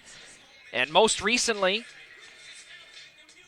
he came in against Lemoyne yesterday in Game 1, where he was credited with the save in 5 pitches. All he needed to do was come in and grab a single strikeout and 5 pitches of work. So pretty good stuff there. Well, he will most likely have a little bit more than 5 pitches in his workload here this afternoon. But the RBI triple for Justin Toohey did it in for the senior righty in Nicholas Luke. Again, the feelings for the seniors that will be departing for the final time here in Garden City, regardless of win or loss. He will not be playing here again this season with the Southern New Hampshire victory in the northeast side of the bracket. Count 1-0 to Carroll. 1 for 2, 3 plate appearances, a walk scored. Or a walk and a run scored, excuse me. Strike one. Drew Carroll made a catch in shallow center 2 innings ago that resulted in a double play.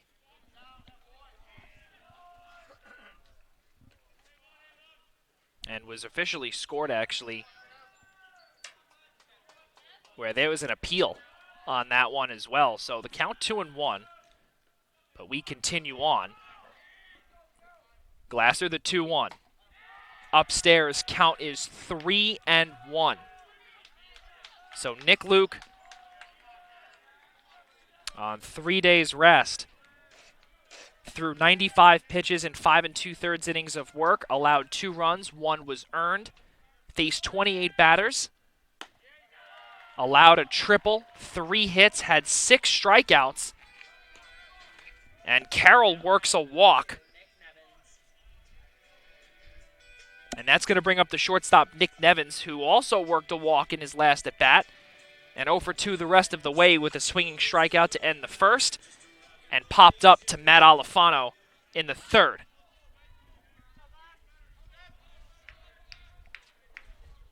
"5-2 is the score. Adelphi leads here in the top of the 6th inning. With 2 out, Glasser checks Carroll at first.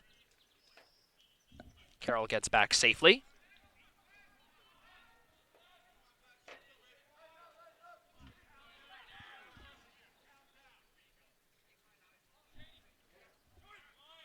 Runner goes. The tag is in time, and Jack Ryan, a big defensive throw to get Carroll caught stealing at second base. My goodness, what a throw, and the tag from Tyler Becker. Great job defensively for Adelphi here in the top of the 6th. 1 run, 2 hits, no errors. One runner being Toohey left on base. Let's go to the bottom of the 6th. Top of the order due up when we return on any10now.tv. Adelphi gets in and out of a jam. 5-2 is the score here in a deciding Game 3 on any10now.tv.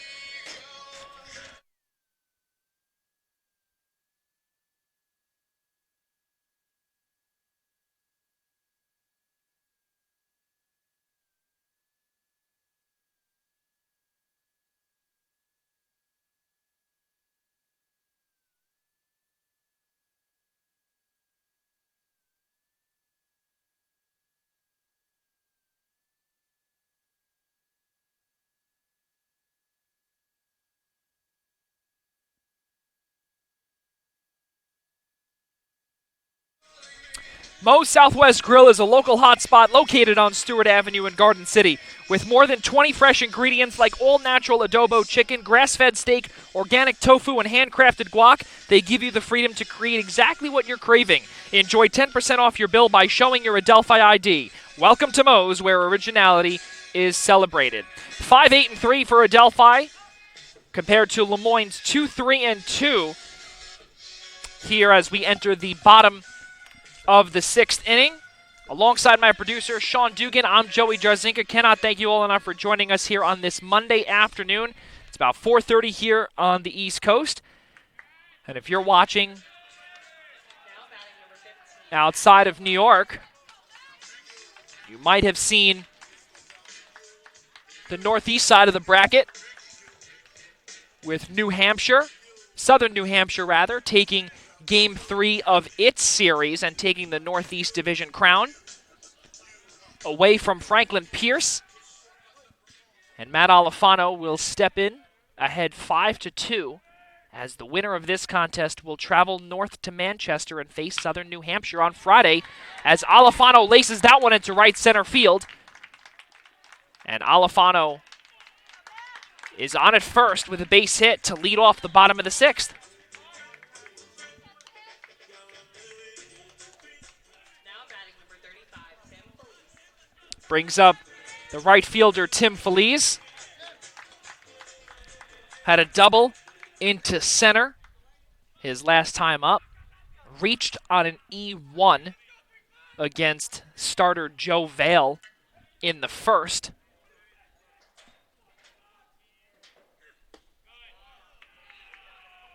First pitch to the junior out of Cortland Manor is a ball.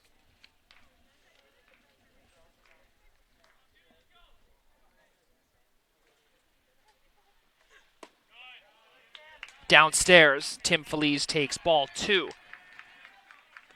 Jacob Mazer still on the mound.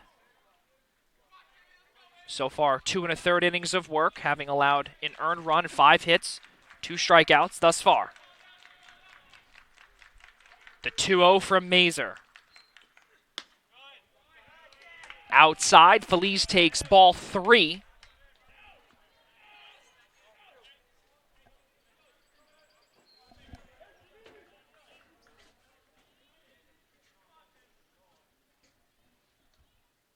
The 3-0 from Mazer. Takes strike 1 upstairs. Jack Ryan being the senior leader that he is in the on-deck circle.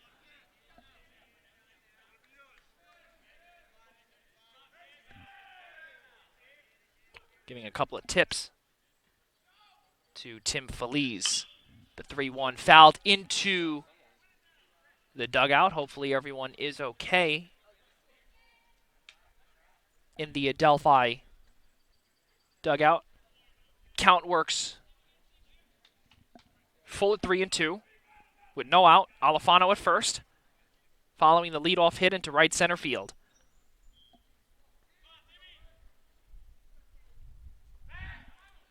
Mazer checks Alifano at first. Back in time is Alifano. Well, Tim Felice, 1 for 2, reached on the error.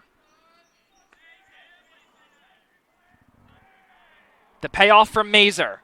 Runner goes in foul ground, and that one is in the batting cages on the third base side.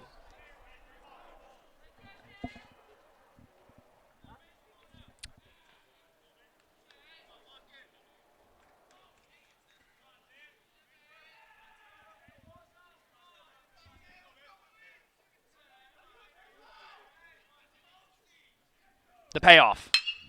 Laced into right field on the ground and will go in for a base hit. Rounding second and getting to third standing up is Matt Alifano.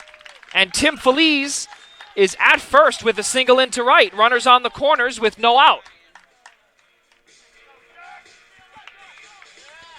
Well, 2 consecutive singles to start this bottom 6.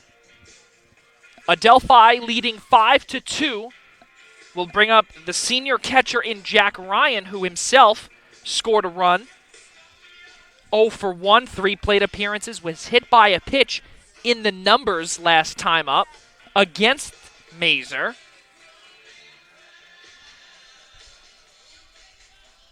And again, winner goes on to Southern New Hampshire for a 3-game deciding championship series on Friday, May 21st. A deciding Game 3, if necessary, will come your way on any10now.tv on Saturday, May 22nd. And a rain date, if possible, or if necessary, rather, will be May 23rd on that Sunday. Count 0-1. Outside.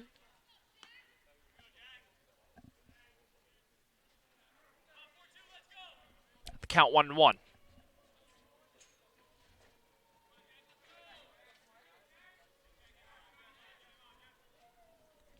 1-1 from Mazer. Inside corner, 1-2. Again, runners on the corners, no one out. Draskin is on deck. Warwick in the hole.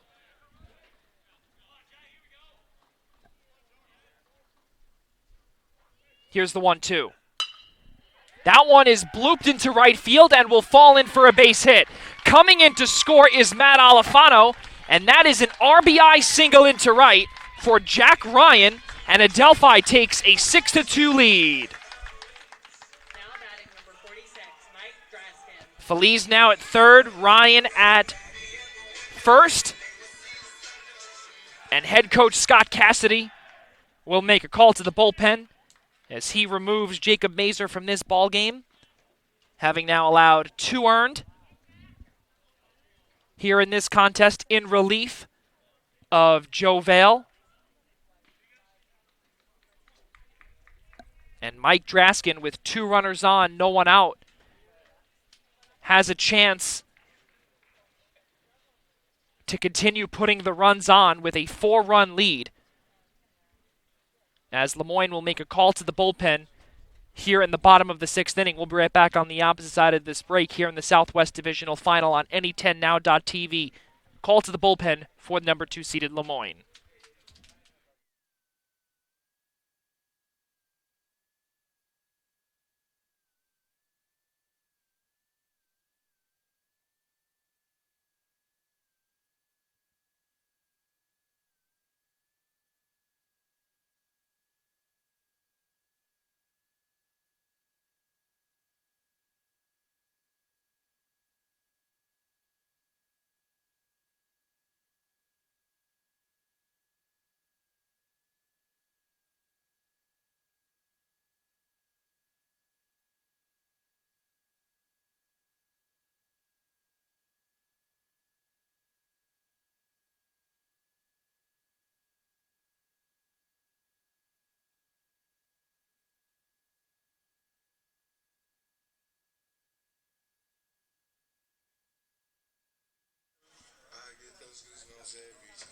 Head coach Scott Cassidy for the number 2 seeded Lemoyne Dolphins makes a call to the bullpen as he summons sophomore right-handed pitcher, 6'5", 210-pound, out of Baldwinsville, New York. Jacob Marshall comes in with an ERA of a 1.29, striking out 13 in 7 innings of work, having allowed 5 hits and a win-loss record of 1-0.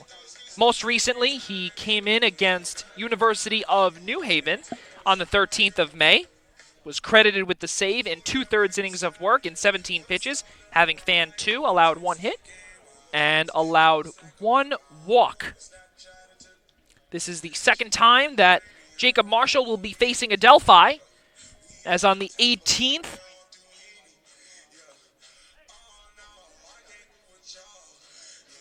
of April. He was credited with the win, 25 pitches in 1 2/3 innings of work, 3 strikeouts and a hit allowed. What the big right-handed pitcher can do, we'll see, as Mike Draskin will come up and try and ensure that Jacob Mazer can remember what he did and what he left on the base path, which is a little bit of a mess for Jacob Marshall to try and clean up. With no out, Mike Draskin will step up to the plate. Lined out to Carroll. Worked a walk in the 3rd, scored a run, popped out to Roden. First pitch outside. Count 1-0. Feliz at 3rd, Ryan at 1st.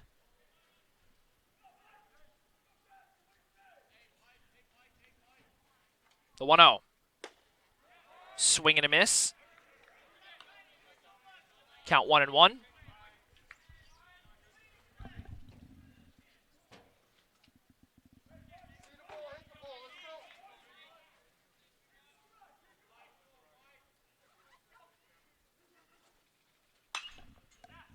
Foul back.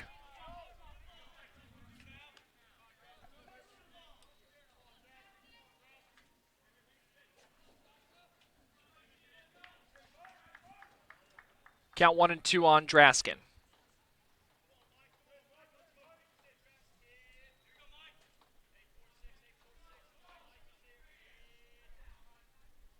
And calling time is Draskin. Didn't give the signal right away. It was home plate umpire Nick Thull. So Jacob Marshall was able to sneak a pitch in there. Consider that a warm-up for himself. Count still remains 2 and 2 with no out. Warwick is in the on-deck circle. That one is ripped into center field.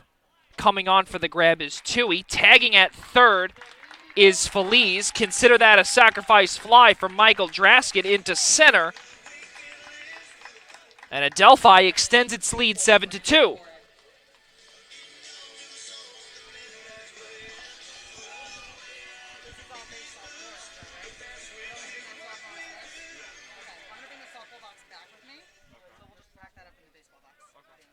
That's going to bring up the designated hitter, Brandon Warwick.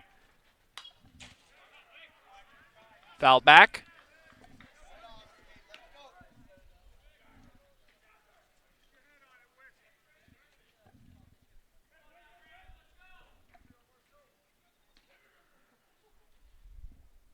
The 0-1.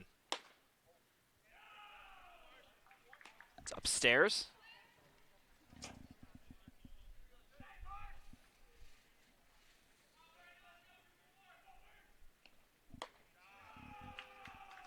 Warwick takes ball 2.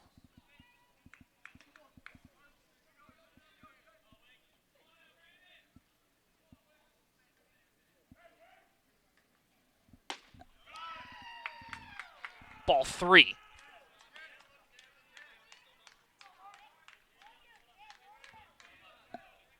One out.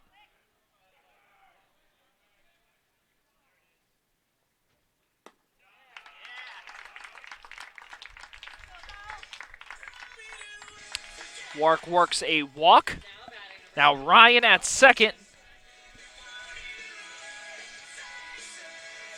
And Olsen to the plate. Now we've got the number 6 hitter up at the plate. Hit a single into center. That was an RBI. Single into center early on. Ryan in scoring position at second base. Pitch outside.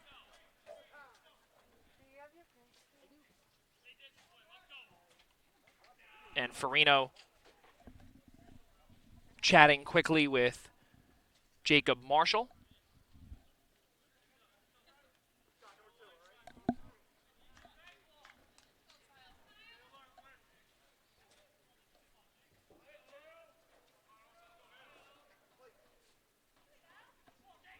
Deciding Game 3 here this afternoon in the Southwest Divisional Final. Ball 2 on Kyle Olsen. That one is blooped into center field. Coming on for the grab is the center fielder Justin Toohey, and in the process he may have hurt himself on the dive. Now batting number 7, Cooper Johnson. And Justin Toohey with a great grab in center field.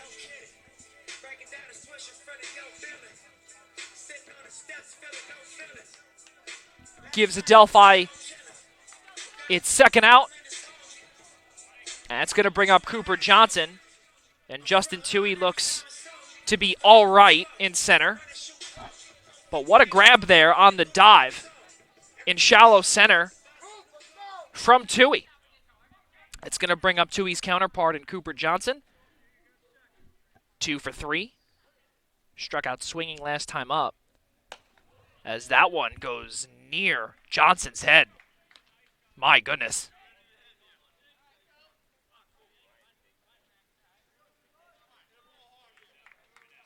Johnson had to fall on that one. 1-0 count.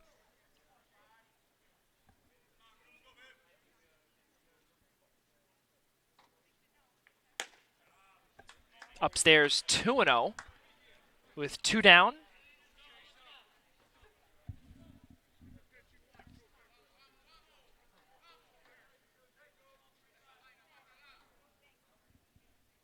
Here's the 2-0. Swinging. Looks like the foul hit the knee of home plate umpire Nick Thull.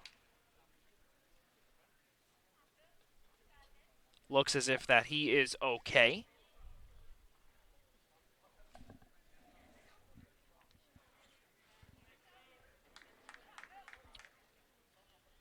And he's good. So the count 2-1. Cooper Johnson steps back in.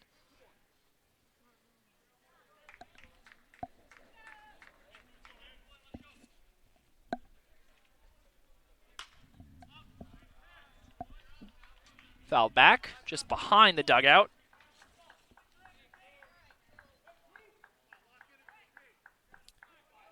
Adelphi comes into this contest third in team RBI with 185. They added 7 here this afternoon as Cooper Johnson goes down looking to complete the bottom of the 6th inning. 2 runs on 3 hits, no errors, and 2 runners are left on base. Let's go to the top of the 7th. 3, 4, 5 hitters. Nevins, Miller, Roden when we return on any10now.tv with Adelphi ahead 7-2 here from Garden City.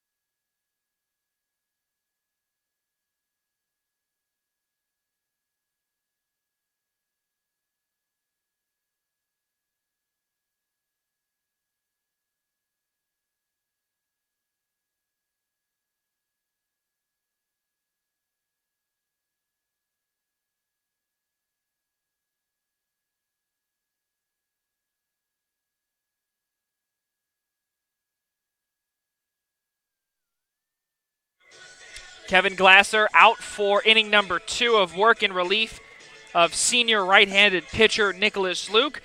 Let's give you one little sponsor read here by Core Life Eatery. Core Life Eatery provides new, clean, healthy, and great-tasting food to everyone every day. They feature hearty bowls that are complete meals in themselves, featuring greens, grains, and bone broths. Adelphi members can enjoy 10% off each visit with a valid ID on all dine-in purchases. Core Life Eatery, passionate people providing powerful food. 3, 4, 5 hitters for the number 2 seed Moyne Dolphins. Comes up to the plate as Nick Nevins, the shortstop, will check in and take strike 1. 7-11-3 for Adelphi, 2-3-2 for Moyne. A combined 5 errors for both squads, so a little sloppy play in the beginning of this contest as that one is ripped into center field. Going on for the grab towards the track is Cooper Johnson, out number 1 for Moyne. Now batting number 41, Derek Miller. Third baseman Derek Miller.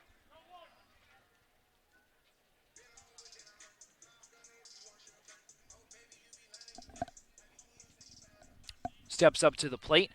Derek Miller, defensively, last couple of days, has missed a routine pop-up in foul territory twice. After yesterday's pop-up in game number 1 that he missed, he then put on his sunglasses, and here in game 3 on a pop-up, he did not put on his sunglasses.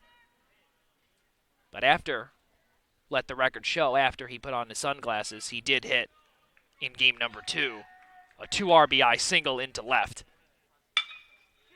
That so happened to be the game's winning 2 runs. As Miller grounds out to Cipri for out number 2. here in the top of the 7th. That will bring up big first baseman in Andrew Roden, 6'5", 220-pound junior.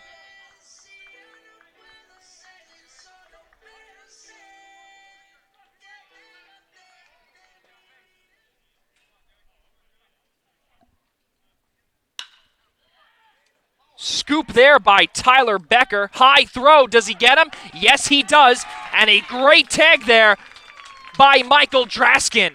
And it looked as if that Tyler Becker was almost off the mark with the throw. And Andrew Roden not too happy with that one, but it was evident that Michael Draskin, with that tag, a phenomenal job there by the freshman to get the junior first baseman out at first. The side is retired in order. No runs, no hits, no errors, no one left on base. Ladies and gentlemen, it is time to stretch as we head to the bottom of the 7th inning. Here in Garden City, Adelphi ahead by a score of 7-2. Becker, Cipri, Alifano, 8-9-1 due up when we return on any10now.tv.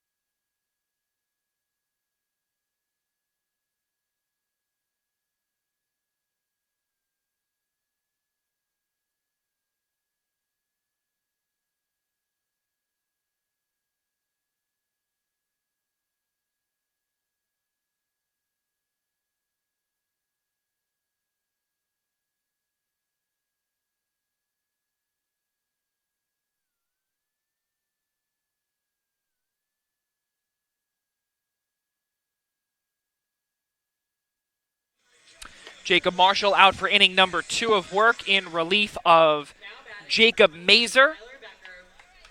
And leading things off for number 1 seeded Adelphi is Tyler Becker.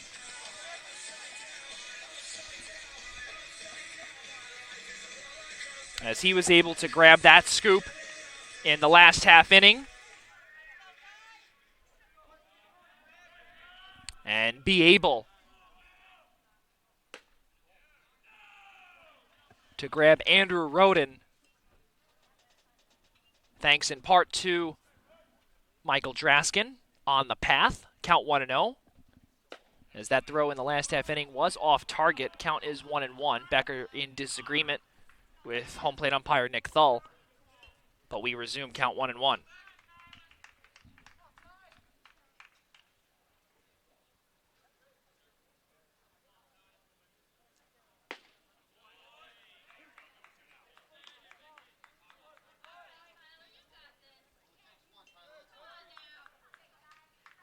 Tyler Becker on an 11-game hitting streak. Swing and a miss. Down on strikes goes Tyler Becker to lead things off here in the bottom of the 7th. Brings up the second baseman, Anthony Cipri.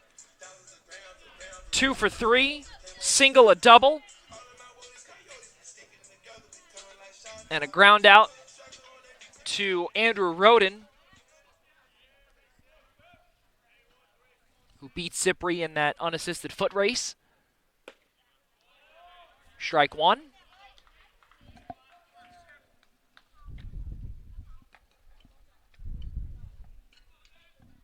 Adelphi playing its final home game here this season, here this afternoon.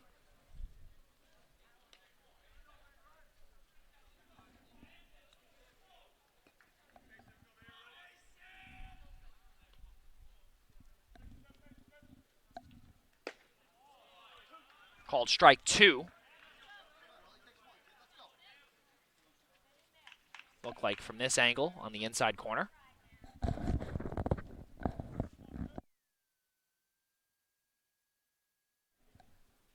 The 1-2.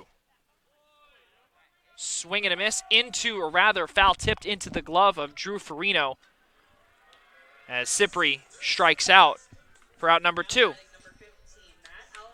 2 strikeouts, 2 out for Jacob Marshall, as that brings up Matt Alifano, who hit into a single into center last time up. And he also had a run scored. He led off the ball game for Adelphi with a home run into left center field. Takes first pitch, strike. Count 0-1. Alifano this afternoon, 2 for 4, 2 runs scored.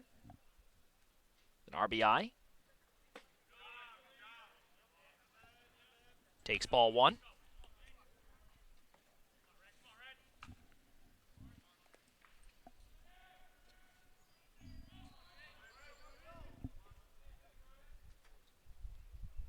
Upstairs, Alifano takes ball 2.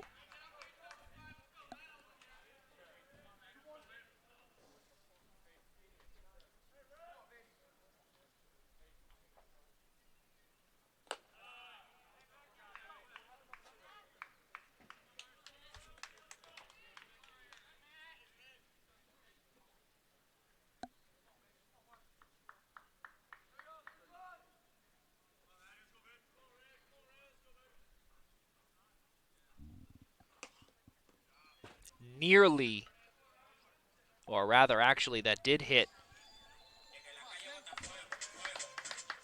Now batting number 35, Tim Felice. No, that did not. So nearly hit the knee of Matt Alifano. And he works a walk to keep this bottom of the 7th alive and brings up the right fielder Tim Felice. Takes ball 1 outside.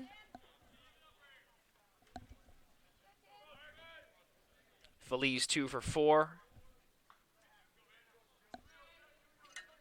An RBI into right. Did reach on that E1. Take strike 2.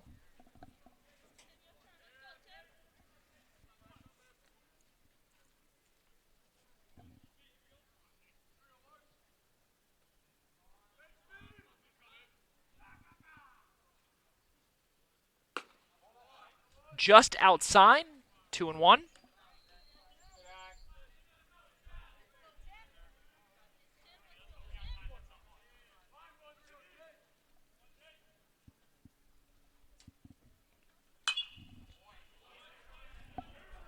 Foul back. Count 2-2.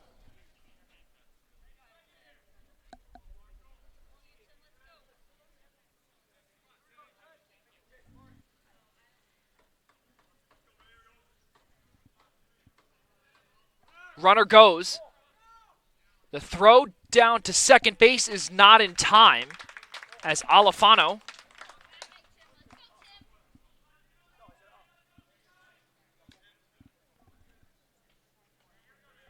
registers his first steal of the afternoon. Count runs full at 3-2. Runner in scoring position at second base. Laced up the middle and right past Jacob Marshall into center field for a base hit. Coming in to score is Matt Alifano, and he will come in on a Tim Felice RBI single into center field, and Adelphi takes an 8-2 lead.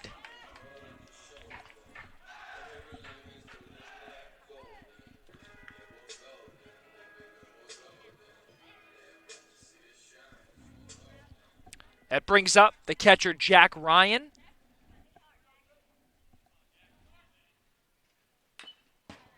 Foul back. Looked like off of the hand, the throwing hand of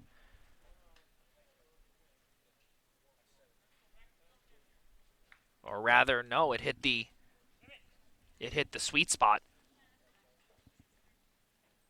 on the throwing hand of Drew Farino. 8-2 ball game. Adelphi leads. If they were to win, they go up to Southern New Hampshire on Friday. Jack Ryan looking to extend the bottom of the 7th. Swing and a miss. Count 0-2.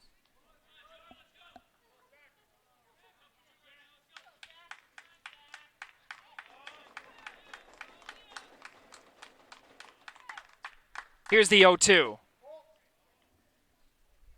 Feliz thought about going. Carroll and Nevins had to wake up from their spots in middle of the infield. But a good wake-up call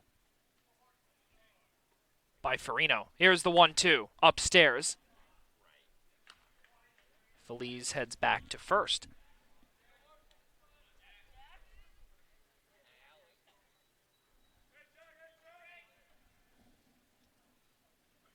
Swing and a miss. Down on strikes goes Jack Ryan. And that will do here in the bottom of the 7th. So, 1 run scored on a Tim Feliz single into center field. No errors, and just Feliz left on the base path as we head into the top of the 8th inning. Here by a score of 8-2, Adelphi is leading number 2 seeded Lemoyne. It's going to be when we return. Sida, Wilson, Hansen, the 6, 7, 8 hitters when we return on any10now.tv.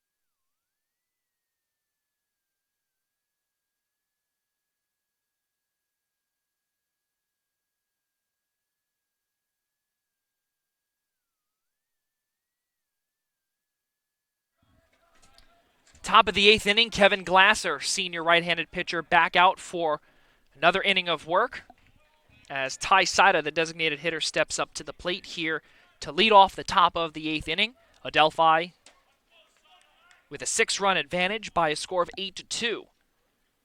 Second pitch of the at-bat, downstairs, count 2-0.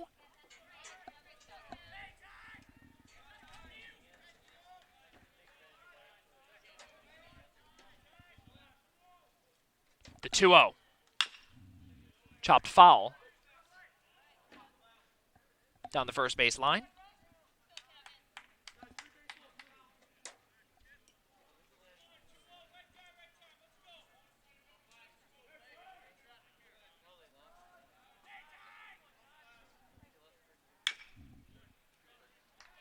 Nearly fouled into the Adelphi dugout. Count 2-2. Well, Kevin Glasser worked a 2-0 count early on, and now 3 straight strikes with a pair of foul balls. As that one is grounded right to Draskin. It's going to be a foot race. Can he get there in time? Of course he can. For out number 1 to lead off the top of the 8th. Jeff Wilson, the left fielder, comes up to the plate. 0 for 3 this afternoon. Pair of flyouts. A strikeout swinging. Yesterday, 2 for 4. A run, 2 RBIs, 2 stolen bases, which tied a season high for him in a single contest as he takes ball 1.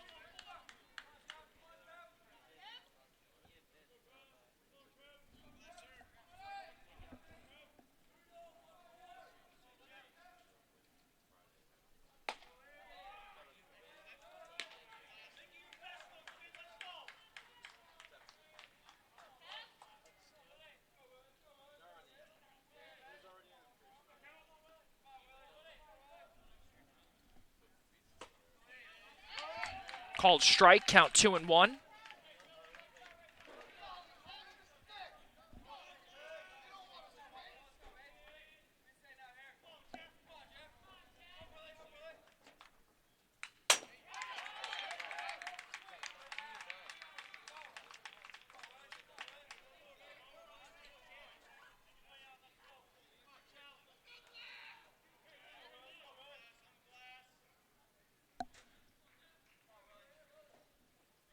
The 2-2.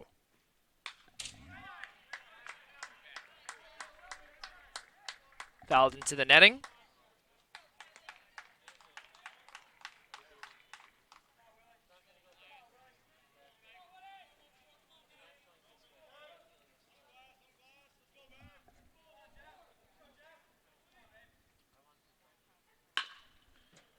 Sent right to Becker. The throw is in time. 2 down.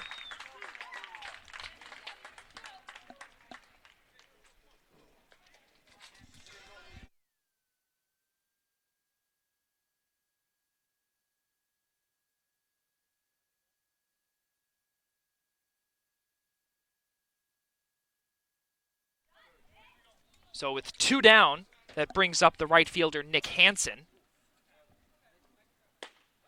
Called strike. Nick Hansen 0 for 3, 2 swinging strikeouts, and a fly ball to center.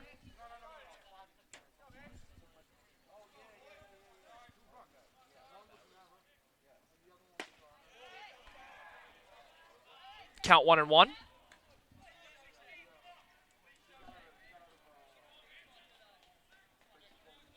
Nick Hansen, prior to playing NCAA baseball, played at the JUCO level at Hudson Valley Community College. He fouls that one back. Count remains 1-2.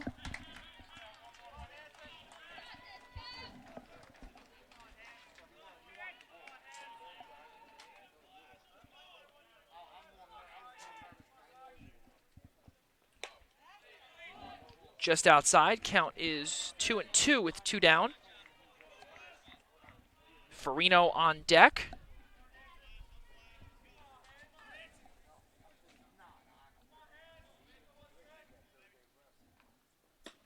Check swing. Did he go? He did not go.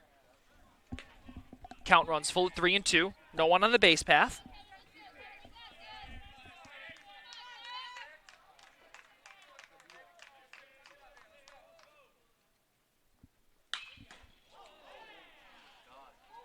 Lasered nearly off of somebody in the Moyne dugout. Thankfully, everyone was okay. My goodness.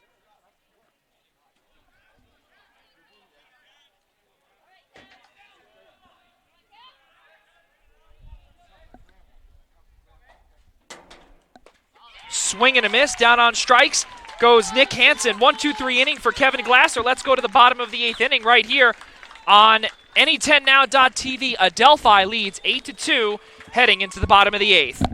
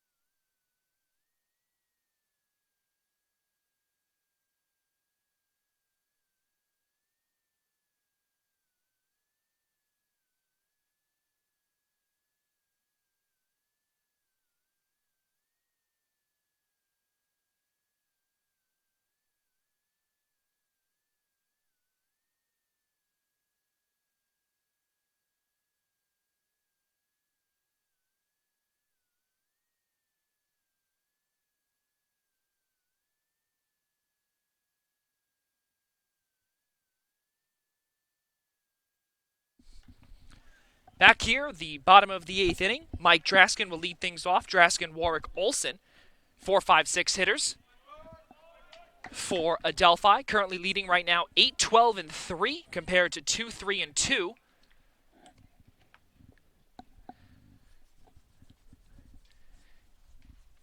Jacob Marshall back out for his 3rd inning of work.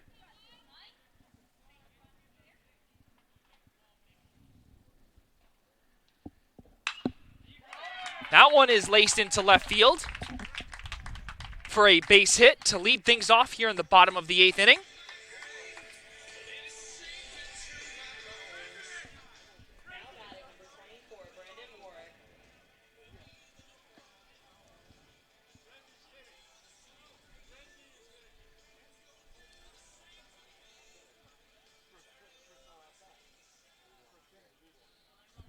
That brings up the designated hitter, Brandon Warwick.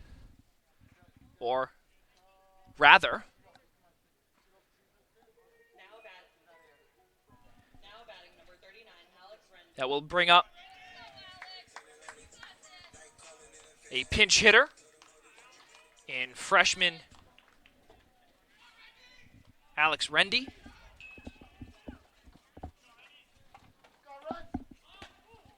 Nearly taking one awfully close to his face.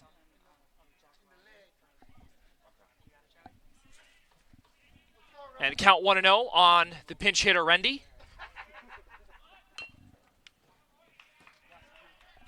The attempted bunt failed and fouled back. Count 1-1.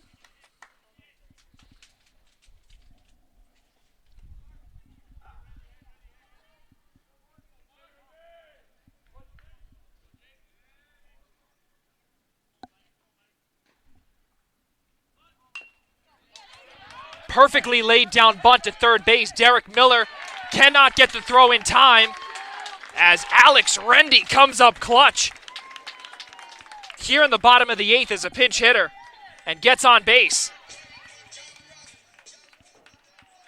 Now batting number 28, Kyle Olson. Now Draskin at second. Rendy with that bunt to third. And Kyle Olson, the left fielder, due up with no one out. 2 runners on. That one is laced into center field, and that's going to fall in for a base hit. And dropping the ball there is Tui, but everyone stays intact as Kyle Olson on one pitch and one hit into center field. Bases are loaded with no one out. And that's going to bring up the center fielder, Cooper Johnson, who comes up with a double, a single, an RBI, a run scored, but in his most recent 2 at-bats, a strikeout swinging and looking.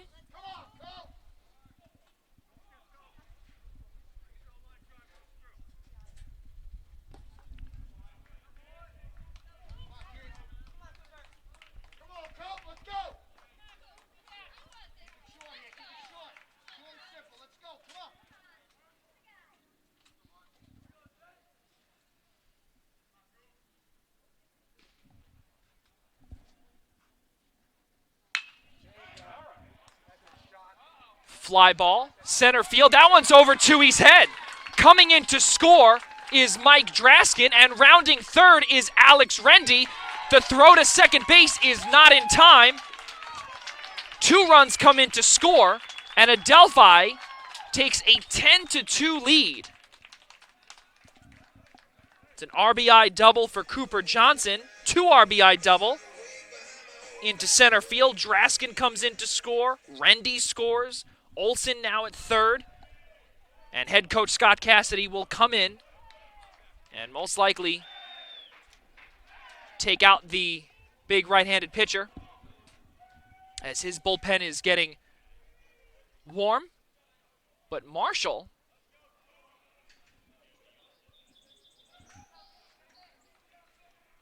held on to the baseball for a little bit, but now head coach Scott Cassidy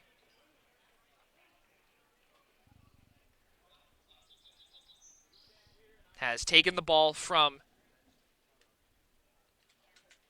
the big righty. So head coach Scott Cassidy of the Moyne Dolphins makes a call to the bullpen, and we'll let you know who he summons when we return on any10now.tv. Adelphi leading comfortably by 8 runs, score 10-2 here from Garden City. We'll be right back on the opposite side of this break on this call to the bullpen.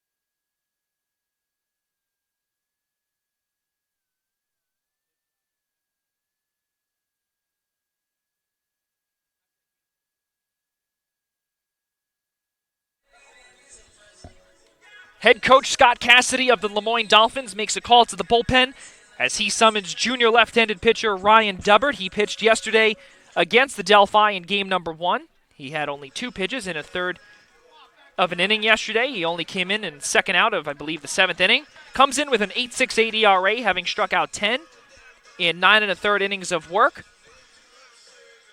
And he has allowed 11 hits, an on-base, or rather in opposers' batting average of .333. The junior southpaw out of Old Saybrook, Connecticut will come in and will look to hopefully get Moyne out of this jam as Tyler Becker steps up to the plate. Ahead by 8 runs, the bases are loaded with nobody out. Or rather, bases are not loaded. Runners at second and third as Tyler Becker takes that one very high and close. So Olsen at third, Cooper Johnson at second, following the 2 RBI double into center field. That one's fouled back.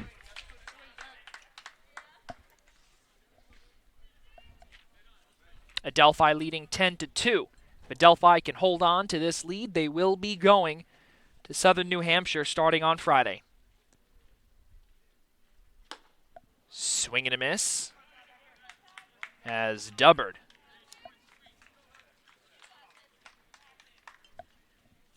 with the fastball high, count 2-2.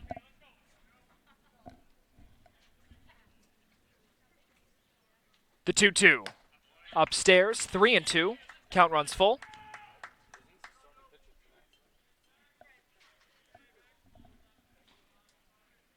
Cypri on deck. Swing and a miss. Tyler Becker down on strikes. Now batting number 13, Anthony Cypri. And that's out number 1 here in the bottom of the 8th. That's going to bring up Anthony Cypri, the second baseman, who also struck out swinging in his last time at bat. But in his first 2 at-bats, had a single into left, had a double into left, and a run scored.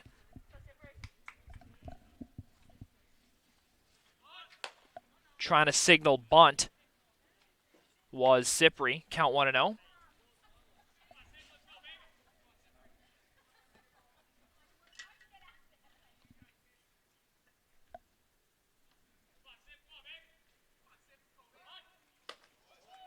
Signaling bunt again, but way high was that pitch. Count 2-0.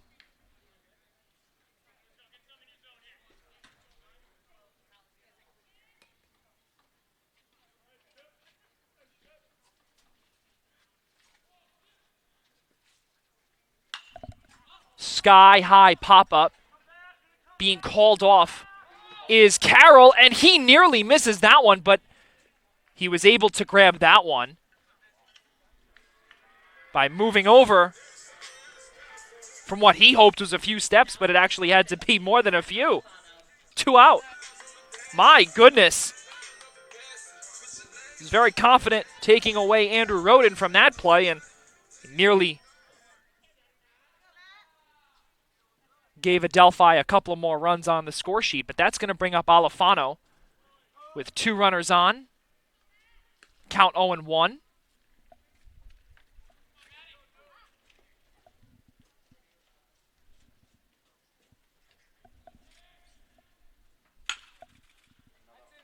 Sent off of the glove of Carroll, and he is safe at first base. Coming in to score is Kyle Olson, and Adelphi extends its lead 11-2. Now batting number 35, Tim Felice. So that will be considered a single to second. So that's an RBI single for Matt Alifano.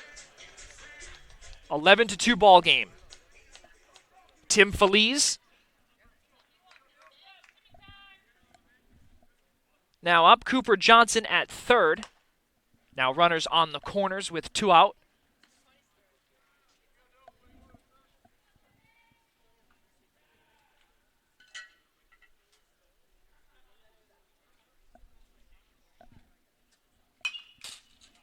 Foul back into the netting.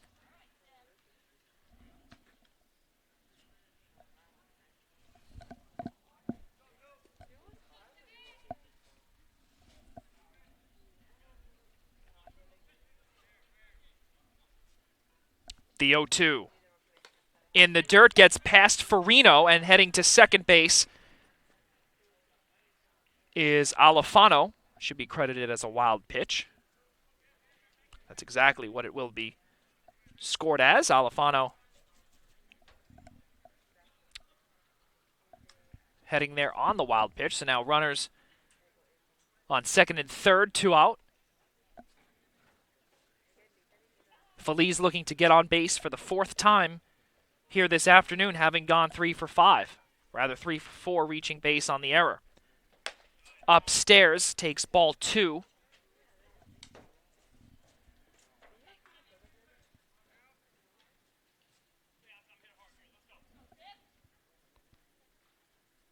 Here's the 2-2. Check swing. Goes into the netting.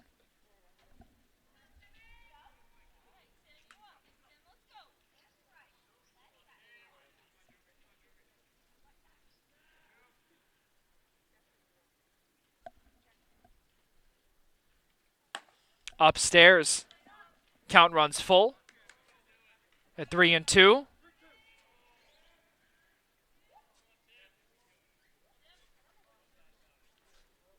The payoff.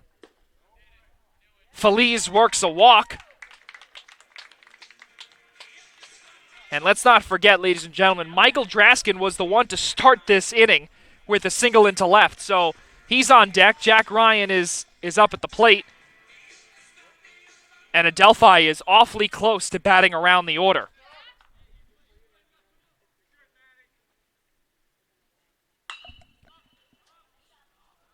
Foul ball. Back in front of the residence halls.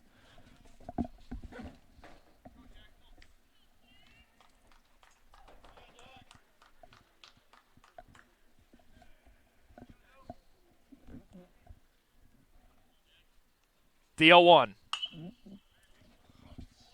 Foul back, count 0-2.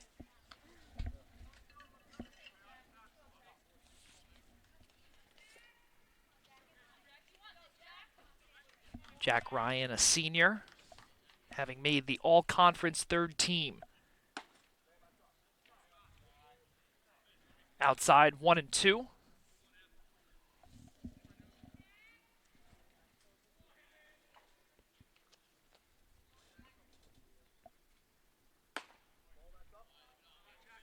Two.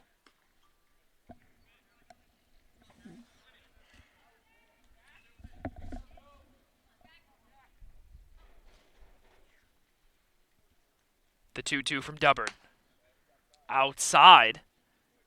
Count again, runs full at 3-2. No place to put Jack Ryan. Feliz at first. Alfano at second. Cooper Johnson at third. Ryan at the plate. The payoff from Dubbard. And Dubbard walks in Cooper Johnson. The lead is now at 10 as Cooper Johnson scores. And Adelphi now leads 12-2. Head coach Scott Cassidy will now come out to grab Dubbard.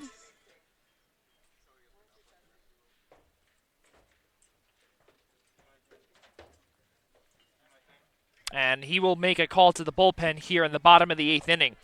Well, we'll be right back on the opposite side of this break to tell you about the new relief pitcher heading in for the number 2 seeded Dolphins on the other side of this break on any10now.tv.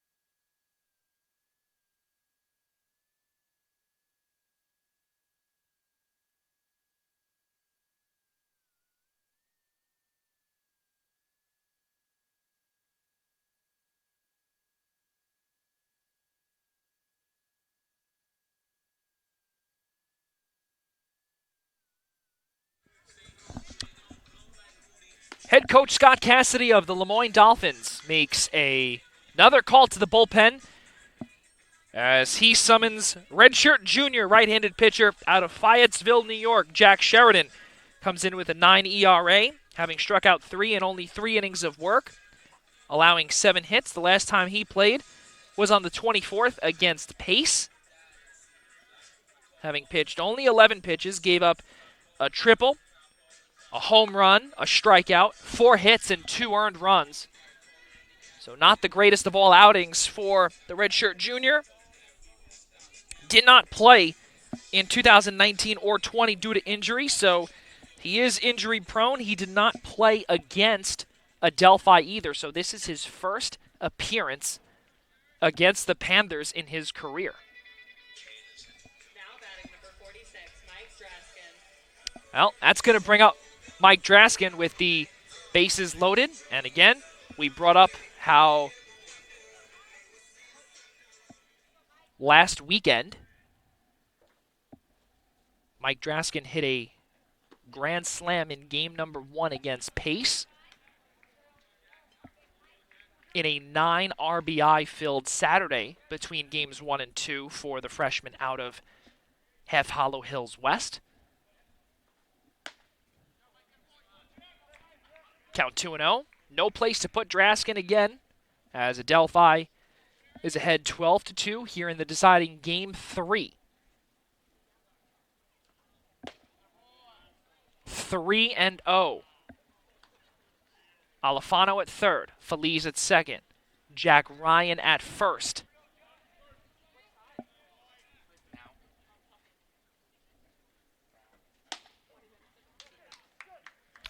And Draskin, the 4-pitch walk, walks in a run. And now, Alfano coming in, 13-2. That's going to bring up Alex Rendy, who in the beginning of this inning, because it still is the bottom of the 8th, and Draskin was the one to lead things off. He pinch hit. Yeah, he was a pinch hitter for Brandon Warwick. As getting on that one was Alex Rendy. Coming on for the grab is Drew Carroll. So, this inning is complete for Adelphi. And the nightmare is complete for Moyne in this bottom of the 8th inning. And 5 runs on 5 hits no errors, and 3 runners left on base. Ladies and gentlemen, the top of the ninth, Kevin Glasser looking to close it out ahead 11. Adelphi is 3 outs away from advancing to the NE10 Championship Series against Southern New Hampshire. It all gets underway in the top of the ninth when we return on NE10now.tv. Now is not the time to turn off your computers. We'll be right back.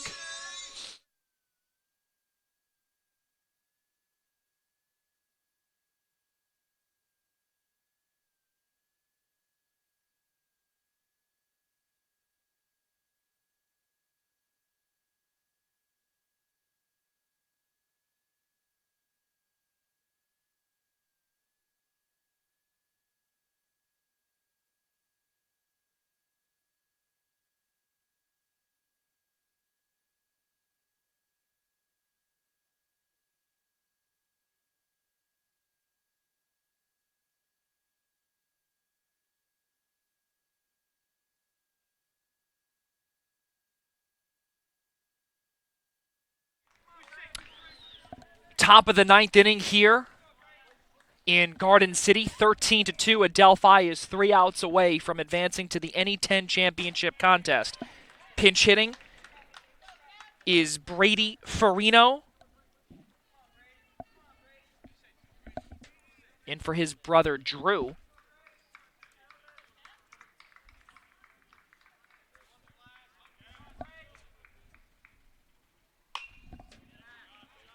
Foul back, count 0-2.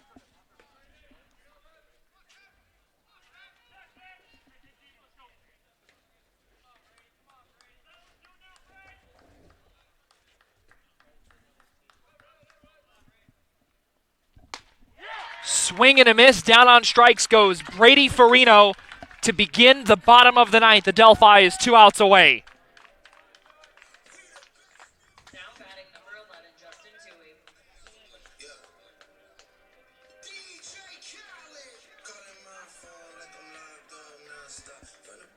It's going to bring up the center fielder, Justin Toohey.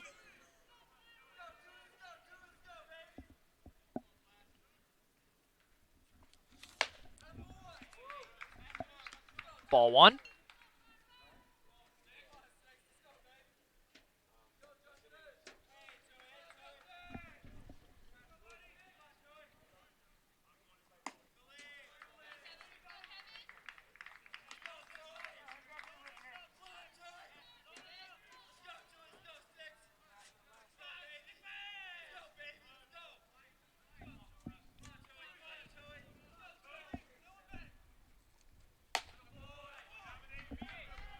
(3-0) on Toohey.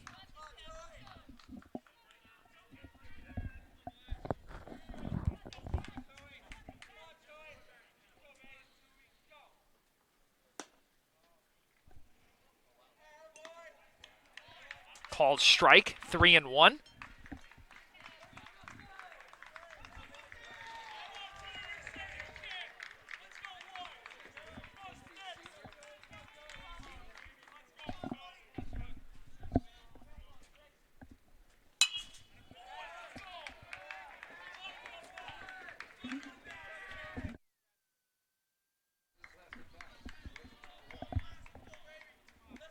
Count runs full at 3-2. It's final at bat. Here is a collegiate ball player. Fouls that one back. Can't even imagine the feels for Justin Toohey, as this at bat will conclude his Moyne Dolphins career as well as his collegiate career. Popped up, keeping his at bat alive. 5-run bottom of the 8th inning propelled Adelphi over Moyne by 11 runs, as Justin Toohey, also number 11, works a walk. Batting number 7, Nick Spinella.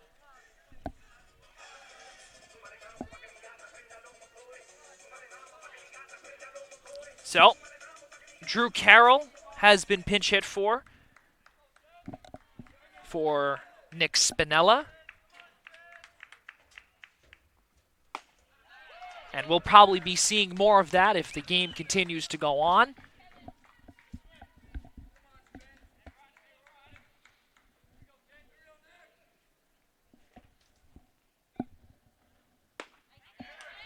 Strike two. Nick Spinella yesterday was replaced in right field as a defensive replacement in game number 2 for Nick Hansen. So now Spinella will get a chance at the plate. The 0-2 from Glasser in the dirt with Tui at first.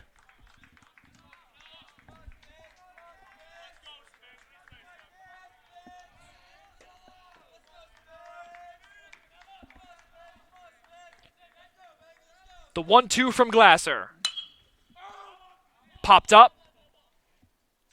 Shallow center. Becker is there for out number 2, and Adelphi is 1 out away from heading back to the NE10 championship game for the first time since 2014. Well, so with 2 down, going to have another pinch hitter in Richie Kuhar. Junior utility player out of Ithaca, count 0-1 from Glasser. Strike 2, and Adelphi is 1 strike away.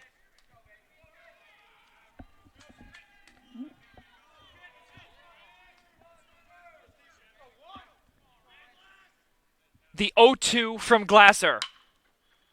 Laced into shallow center, and grabbing that one is Tyler Becker. Through much adversity during the COVID-19 pandemic, pauses affecting rhythms across the NE10, the number 1 seeded Adelphi Panthers are heading back to the 2021 NE10 championship. As Adelphi takes the deciding Game 3 by a score of 13-2. The Panthers have now won 10 of its last 11, and they advance to its first NE10 championship since 2014. What a performance by Adelphi. Here in game number 3. What a game by Nick Luke on 3 days rest. The ace of the staff has officially called it a career here in Garden City, but his job is not done yet, and neither is Adelphi. We'll be back on the opposite side of this break as we are going to be getting Jack Ryan on the broadcast in just a few moments to chat with him following the 13-2 victory here on NE10now.tv. Adelphi concludes its home schedule here in the 2021 season, and they will be heading up to Manchester on Friday to face Southern New Hampshire on Friday the 21st. We'll be right back on the opposite side of this break with Jack Ryan.